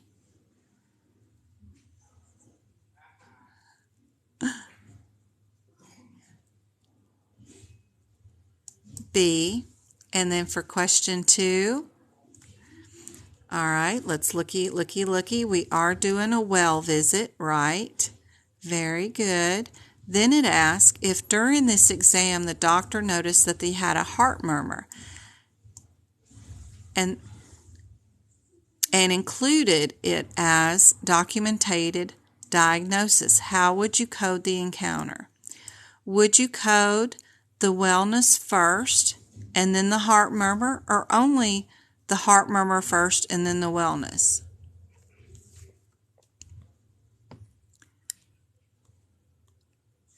So we've got, Miss Kimmy said B and B. We've got a couple of C's in there. We are going to need to diagnose MK, or mean, we are going to need to diagnose that heart murmur with the wellness visit. So what AAPC wants to know is, do we understand that we need to have both codes, and do we know the sequencing order of those, that we do the wellness exam first and then we do the heart murmur. Now, one thing I'll let you notice right here, the 121 is in all of the answers except for one, right? It's lonely, it's by itself. The 129 is just out there and nothing else matches. So you can get rid of that. We know that we need, let me write on my computer screen since I can. So the other thing is we know we have to have 2 diagnoses because we have to diagnose the heart murmur.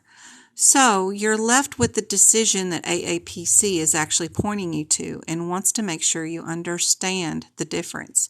Do we do the wellness first or do we do the heart murmur first? Many things, including pregnancy, HIV, cancer, can always be secondary if that's not why they're there. Why is this child here? He's here for a wellness exam, so you're going to code that first. We found during that a heart murmur, right? So think of it that way. Why is this kid here? Why did the mom schedule the appointment? It wasn't for the heart murmur. She didn't even know it was there, neither did the doctor. They only scheduled a wellness exam because the kid needed a wellness exam. You know more than you think just based off of normal life stuff. So, let's see if we did it right. Yep, 2 out of 2. Very good. And I can pull up the rationale about why the wellness preventative medicine thing was right. And then I can pull up the why the diagnosis is the way it is. And it is tied to a guideline.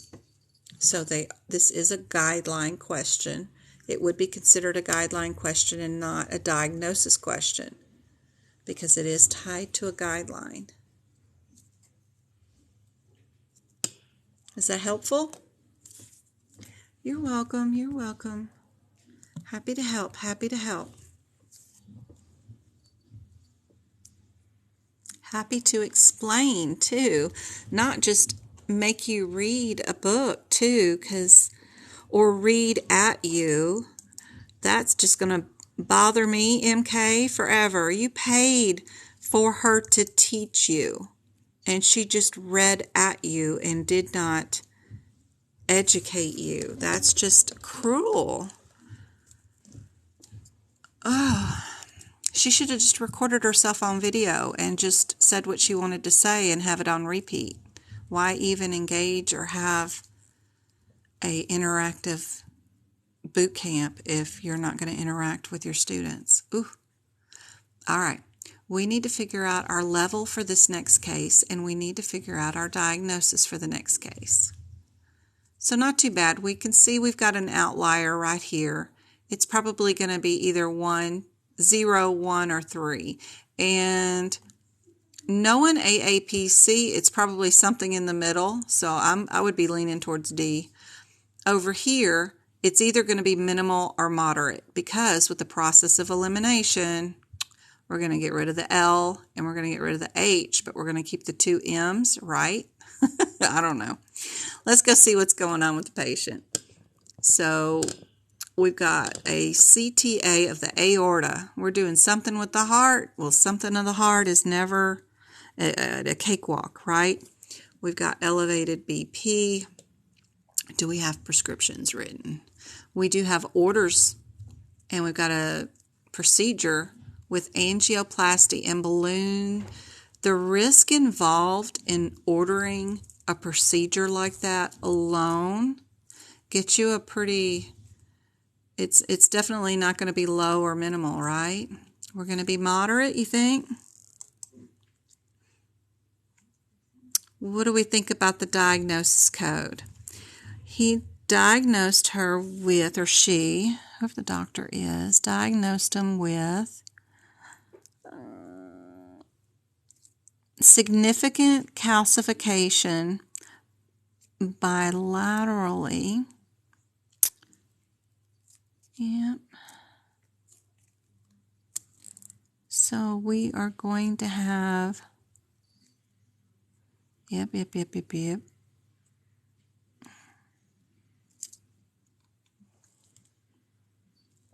What do y'all think on the diagnosis is? The 170-203.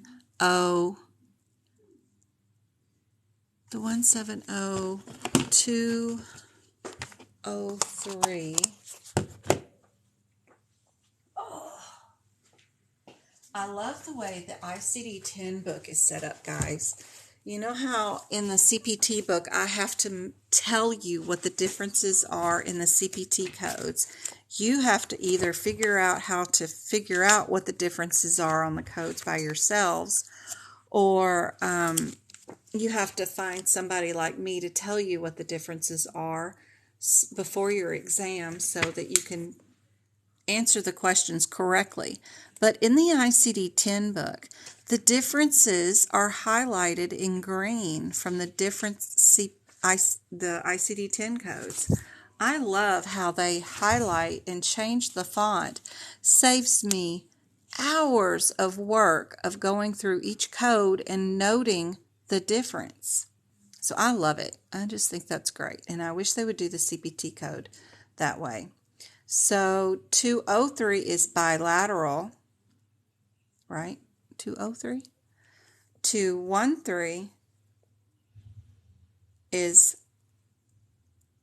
well, I take that back. The 203 is arthrosclerosis of the arteries. 213 is the calcifications. And the 303 is it 303? Before I keep, no, 223. Good gracious. 223. 223 is arthrosclerosis also. She had calcification. But I love how, you see, they do everything in that green. Whatever your difference is, it's going to be the green. Just love it. Love it, love it, love it. All the way down. Everything. Right leg, left leg, bilateral legs. It's all highlighted for you properly so you could see it. Love it. I wish the CPT book was written like that. Need to get a job also with AMA and get their book corrected, because it's a pain in the butt. It's not, it causes me so much work every year to fix it so you could even just find an answer out of it, because nothing's highlighted properly.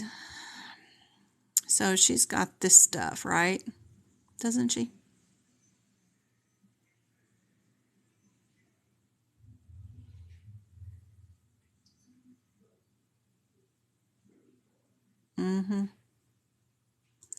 There it is. Codification, bilateral extremities is what he's given her the diagnosis of. So definitely do D. Grade. Got our answers. There's our feedback. The risk of complications just from that surgery alone is rough. Yeah. And then the diagnosis. The one difference was that C word in those diagnosis codes. Both the other ones were just plain arthrosclerosis.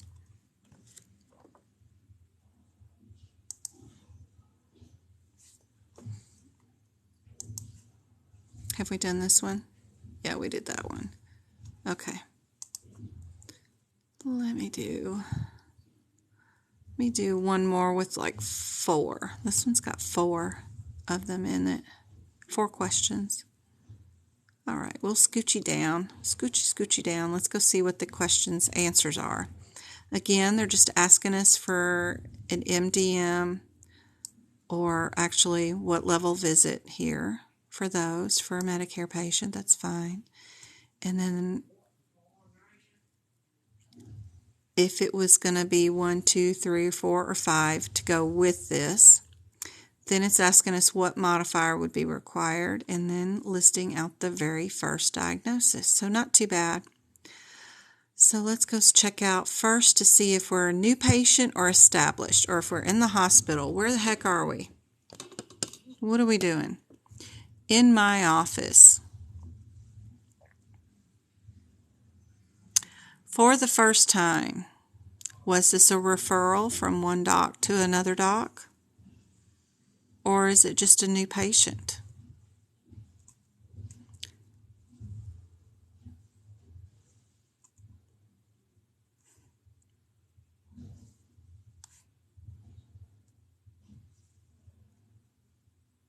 Kind of looks like he's writing a letter back to another doctor, but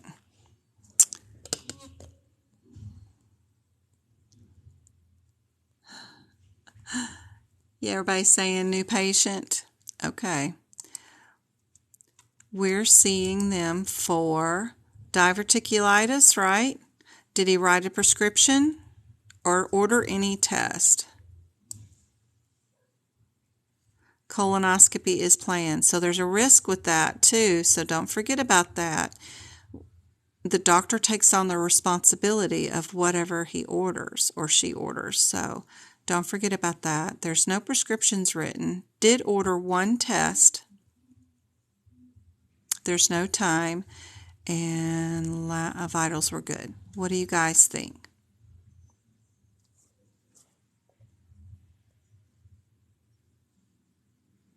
Did they order? Well, they did the occult stool in the office.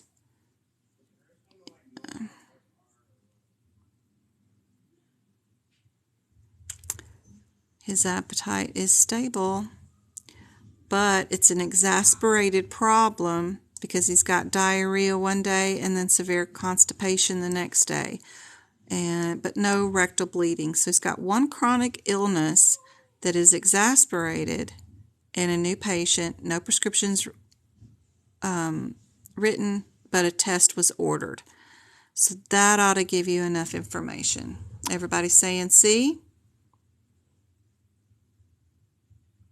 Yeah, I'd be thinking D too, because it's might be. I don't know. I'll pick C and see what happens. What modifier, if any, is required?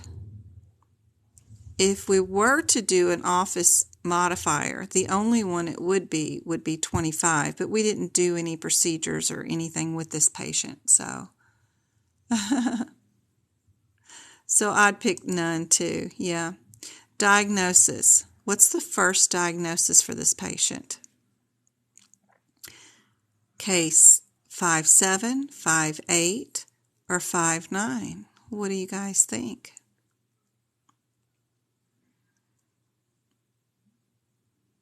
We've got an A from Miss Kimmy. Marisol's going to go. Yep. Who do I have for tutoring tomorrow? Who's scheduled for me? Who is scheduled before we finish this question? Let me see if they're on right now. I have somebody scheduled for tomorrow. Marissa? Yeah, it's you. Yes. Do I have a note from you of what we want to go over? I've got help, LOL. I love it. What do you... Yeah. Are we on Messenger together? Yeah, there you are. We've talked a couple of times. Let me see. Maybe concentrate on E&M and two other sections. Okay, I got you. I'm going to fix up before I go, I thought that name looked familiar. So yeah, I'm going to fix up your tutoring tomorrow. We're going to have so much fun. You're going to love it. But yes, I will get you taken care of as soon as I get off this live. Well, I got to do something after the live. I got to add people to the chat room. Yes, and then I will prep for your live tomorrow. I can't wait. All right, let's see if we got this graded and answered correctly. We got 4 out of 4. You guys were right about the 3. I would have probably moved on to the 4. That's really good, guys. Let's see why. I know he's a new patient or whatever, but why the 3? Exasperated problem, ordered a test, didn't write any prescriptions. What is it? The number of complexity of problems is moderate. Chronic problem with exasperation, no data in ordering or reviewed. He did order a colonoscopy. The level risk is low on a diagnostic endoscope, though. Okay. If you're going up my butt with anything, it's a big risk, because I don't like that. No. Maybe it's just the procedure I was being biased against, but yeah. Ooh, that is a 3. Good to know. I would have, oh, that's like my anxiety at a level 10, not a level 3. No. And you got the diagnosis right too. Very good, guys. All right, well, it is 8:30. I've been on for 2 hours.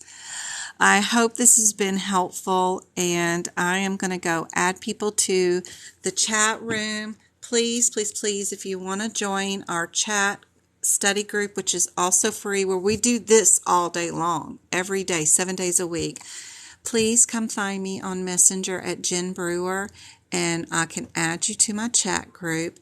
If you want to do like Marissa and do tutoring tomorrow, you can come find me on my website, and it's going to have some exciting changes in the next couple of weeks too, because I'm adding exams to there and stuff, all kinds of free stuff for you guys. But right now you can schedule tutoring there. I also have 2 programs there. They're going to change, but they're a little chunky, but they'll show you how to prep your CPT book, because I got screenshots and then little notes beside the pictures that show you how to fix your CPT book.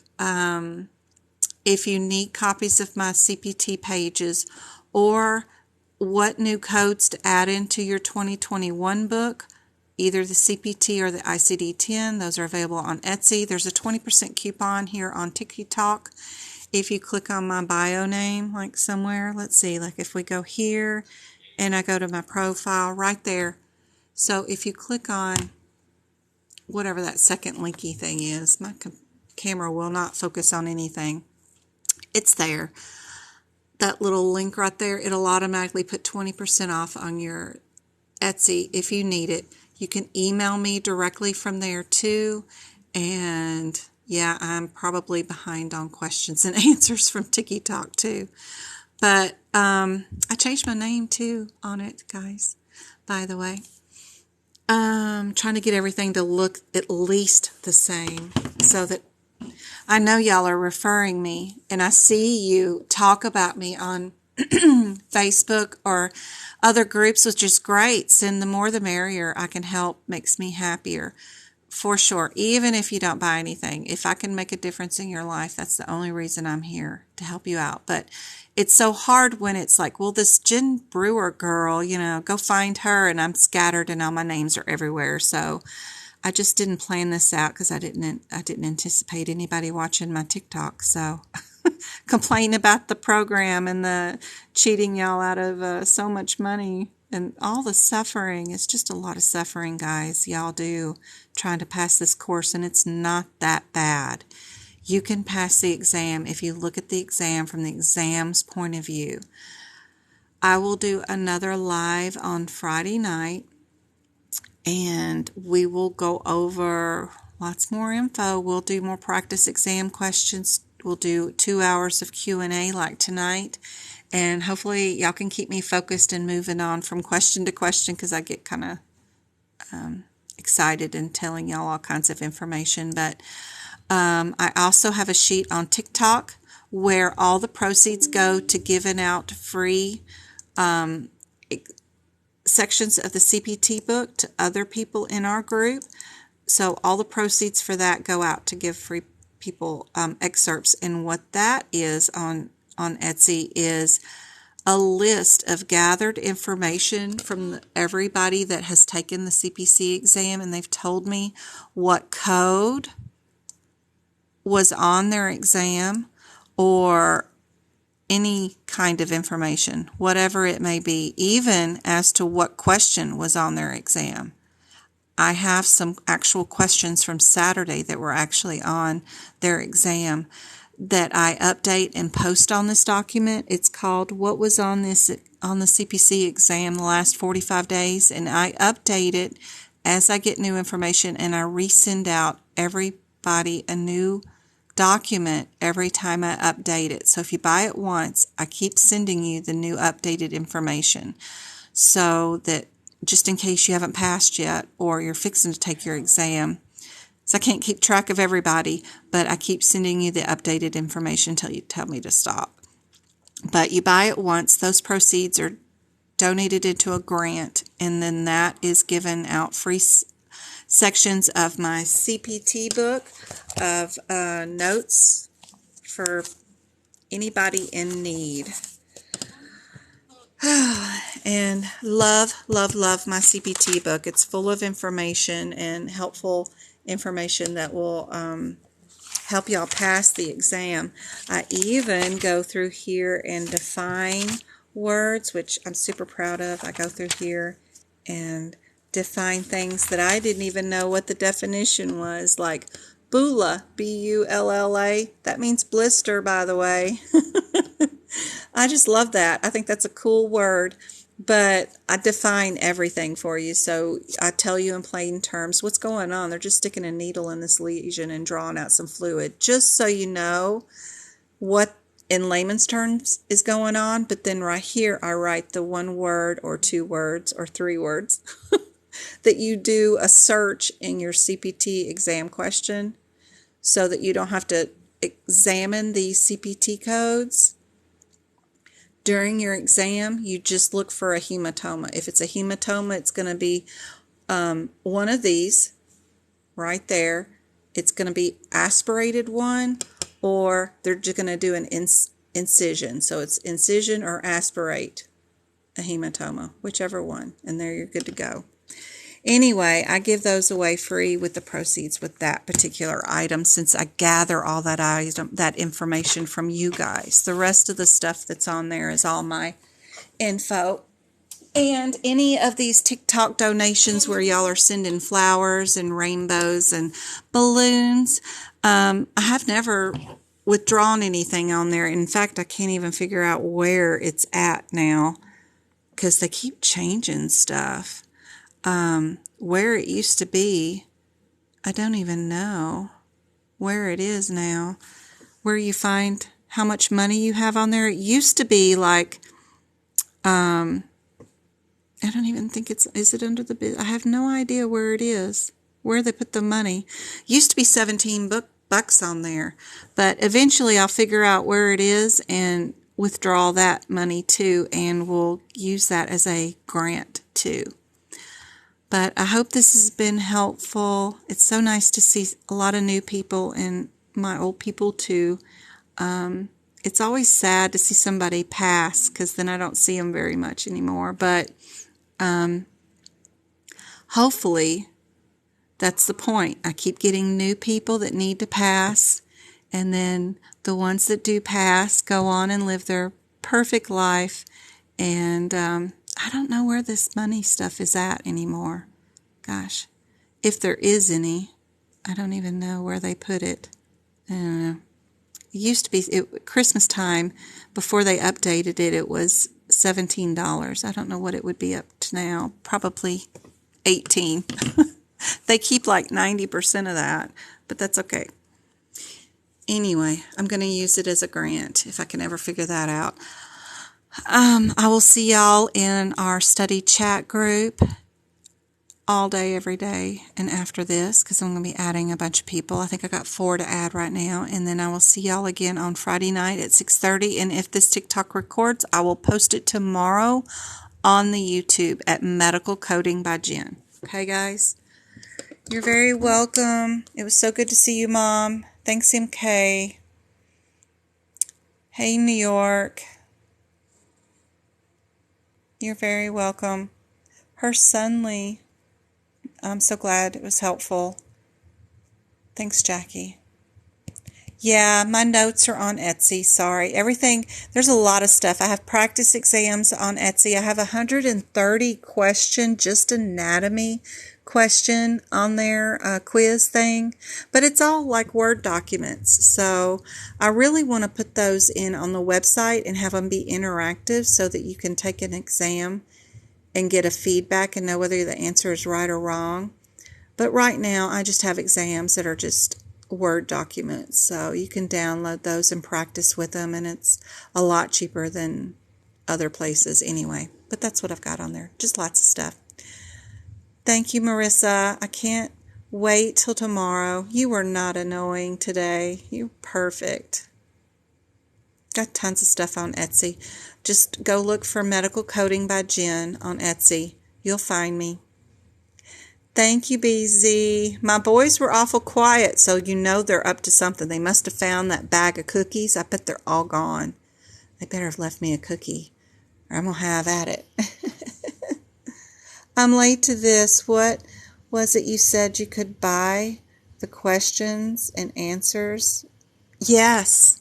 So I make up this document from all the people that I mentor. When they go take the exam, they come back and they share information with me and tell me what was on their exam from their memory, because you can't write down anything and take it, you can't bring the exam out of the thing, but they try to circle codes during their exam or remember questions, especially if they've mentored with me and they've seen questions that I've shared, like what we practice here, and they'll say, hey, that enzyme question that you did was on my exam yesterday. And they'll tell me. I've collected that information. I mean, how great is that? If you'd have known one vocabulary term, if you knew the prudential nerve was going to be on your exam for CPC, and you didn't know what it meant, but you had time to go look it up, how great is that? So even just one vocabulary word is great. If you ever take the exam and you want to share one word with me, that's wonderful.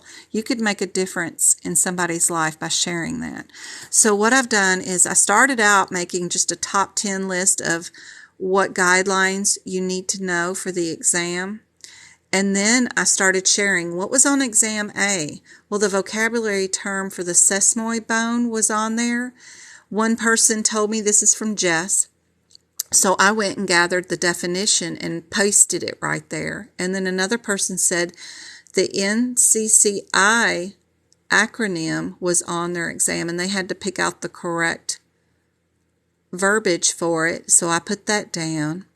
And then I've just been collecting raw data. What was on Part B? What was on Part A? What did they pay for as far as Medicare? And then I'll go find information and post it here. So this is like 30 pages from the last 60 days, I have to say now, because we did November, December, and now January, of what was on people's exam. So this is exam B2. We had these words or these types of questions, and then I went and found some information. So this document is on Etsy. 3 parts of the shoulder, 3 parts of the knees was on it, and then I've updated it today to include what was on Saturday's exam. And Monday's online exam from 2 people. They shared some information, and actually some of the questions from my practices were on the exam for Saturday. So these are just thoughts and notes from a person who took their exam. She told me what was on it, and then I went and found coordinating questions that she told me, yeah, we practiced that question together. It was on there. So I put them here with the answer. Anyway, it's 30 pages of raw data that you can instantly download right now, and it's on my Etsy. And like I said, the proceeds go to a grant for the mentees in my group. But it's on Etsy right now. And let me see, can I go find, where's Etsy? Let's go find it. I'll show you what it looks like. And go to the shop and go to here. So medical coding by Jen, and my profile picture is that big heart. So the document looks like, oh, go away. There's the 130 anatomy questions. This is how you make your 2021 book into a 2022 book. I tell you what pages to go to in your CPT book, what codes to delete, and what to add on what page. Super handy dandy. I also did it for the CPT book and the ICD-10 book. But that I just made up myself. And then these are page by page of my notes for each section. This is it right here. What has been on the CPC exam? That document right there. And I give you weekly or bi-weekly updates of new information just as soon as I get it from anybody, and send you more updates every time. You don't have to rebuy it or anything. So that's the document right there. And then I got some practice exams, and then more page by page of my notes, sections in case you needed it, but some practice exams. and even fixing all those out of sequence codes. Oh, I got a list of those, but that's the 2021 version, not the 2022 version. I don't have that one up yet. But anyway, that's the Tiki Talk. Or no, that's Etsy. Y'all know where I'm at here on Tiki Talk. Yes, I'm tired. They ate them all. I bet they did. So would the test change if I was planning on taking it in June? Well, like I said, that document gets updated every time somebody tells me something new. So anytime I find out that it changed or a new question was added, if you did buy that document, I will send you an update. Between now, you'll probably have to email me in 3 years and tell me to stop sending you that update. Is what would happen. So I'll keep sending it to you. You requested to join the chat group too. It is so much fun. We share questions in there all day long. So let's see. I got 4 requests of people I got 5 requests. So I have a PRIY, I have a Brenda, a Jessica, an April, and I have one more A person, I think, that is asked. So it is probably me. I mean, you can't miss that fuzzy hair and my boys. The picture is the same one as the one here on Tiki Talk, so it's got to be the only Jen Brewer with all that fuzzy hair. All right, guys, I hope that was helpful. I ended up talking another 20 minutes. I'm going to get off here and go add everybody to the chat group, and then I got to prep for Marissa tomorrow for our PAP. Keep looking. Jen Brewer on Messenger. Does it look like that?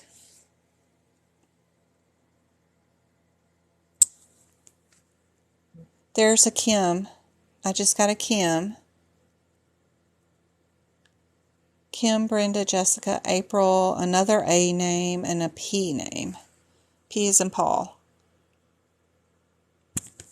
Keep harassing and keep messaging me. Do we have updates on the case studies for the 2022 exam? Yes, my new update from Beth, who took her exam on Saturday, she told me about her cases, and her notes about those cases are on this last update for what was been on the exam for the last 45 days. But also I talked about it in my previous live on Monday, and that's posted on YouTube. Medical Coding by Jen. So it's 3 hours, oh my God, in 30 minutes. I talked forever. But at the end of that 3 hours, I finally get to Beth's notes and tell you about the cases and what she thought about them. So they weren't bad at all. Plus, I have a YouTube video up with 2 hours where I go over nothing but cases, and I do all of the cases like I did tonight on the live. They're all E&M cases, and I did 19 of them that night. So just look at my YouTube page. You'll find some repeats of those too. Not the same picture, but it directs me to your Instagram. Yes, don't use Medical Coding by Jen 1 because that one is linked wrong, and I can't get it to allow me to add people to my group. It's so infuriating. I don't know why. So that's Medical Coding by Jen, and it's got the heart, right? That's the one you're talking about. So if I go and I'm logged in as that, but then if I go to our chat group, where's my chat group? Is it even listed here?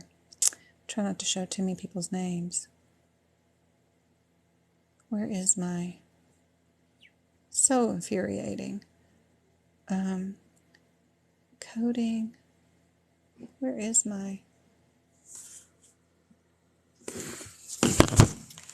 Oh my gosh, sorry, I had to set down the phone because I can't do anything with one hand. My cell phone is so big guys. Where is my chat room?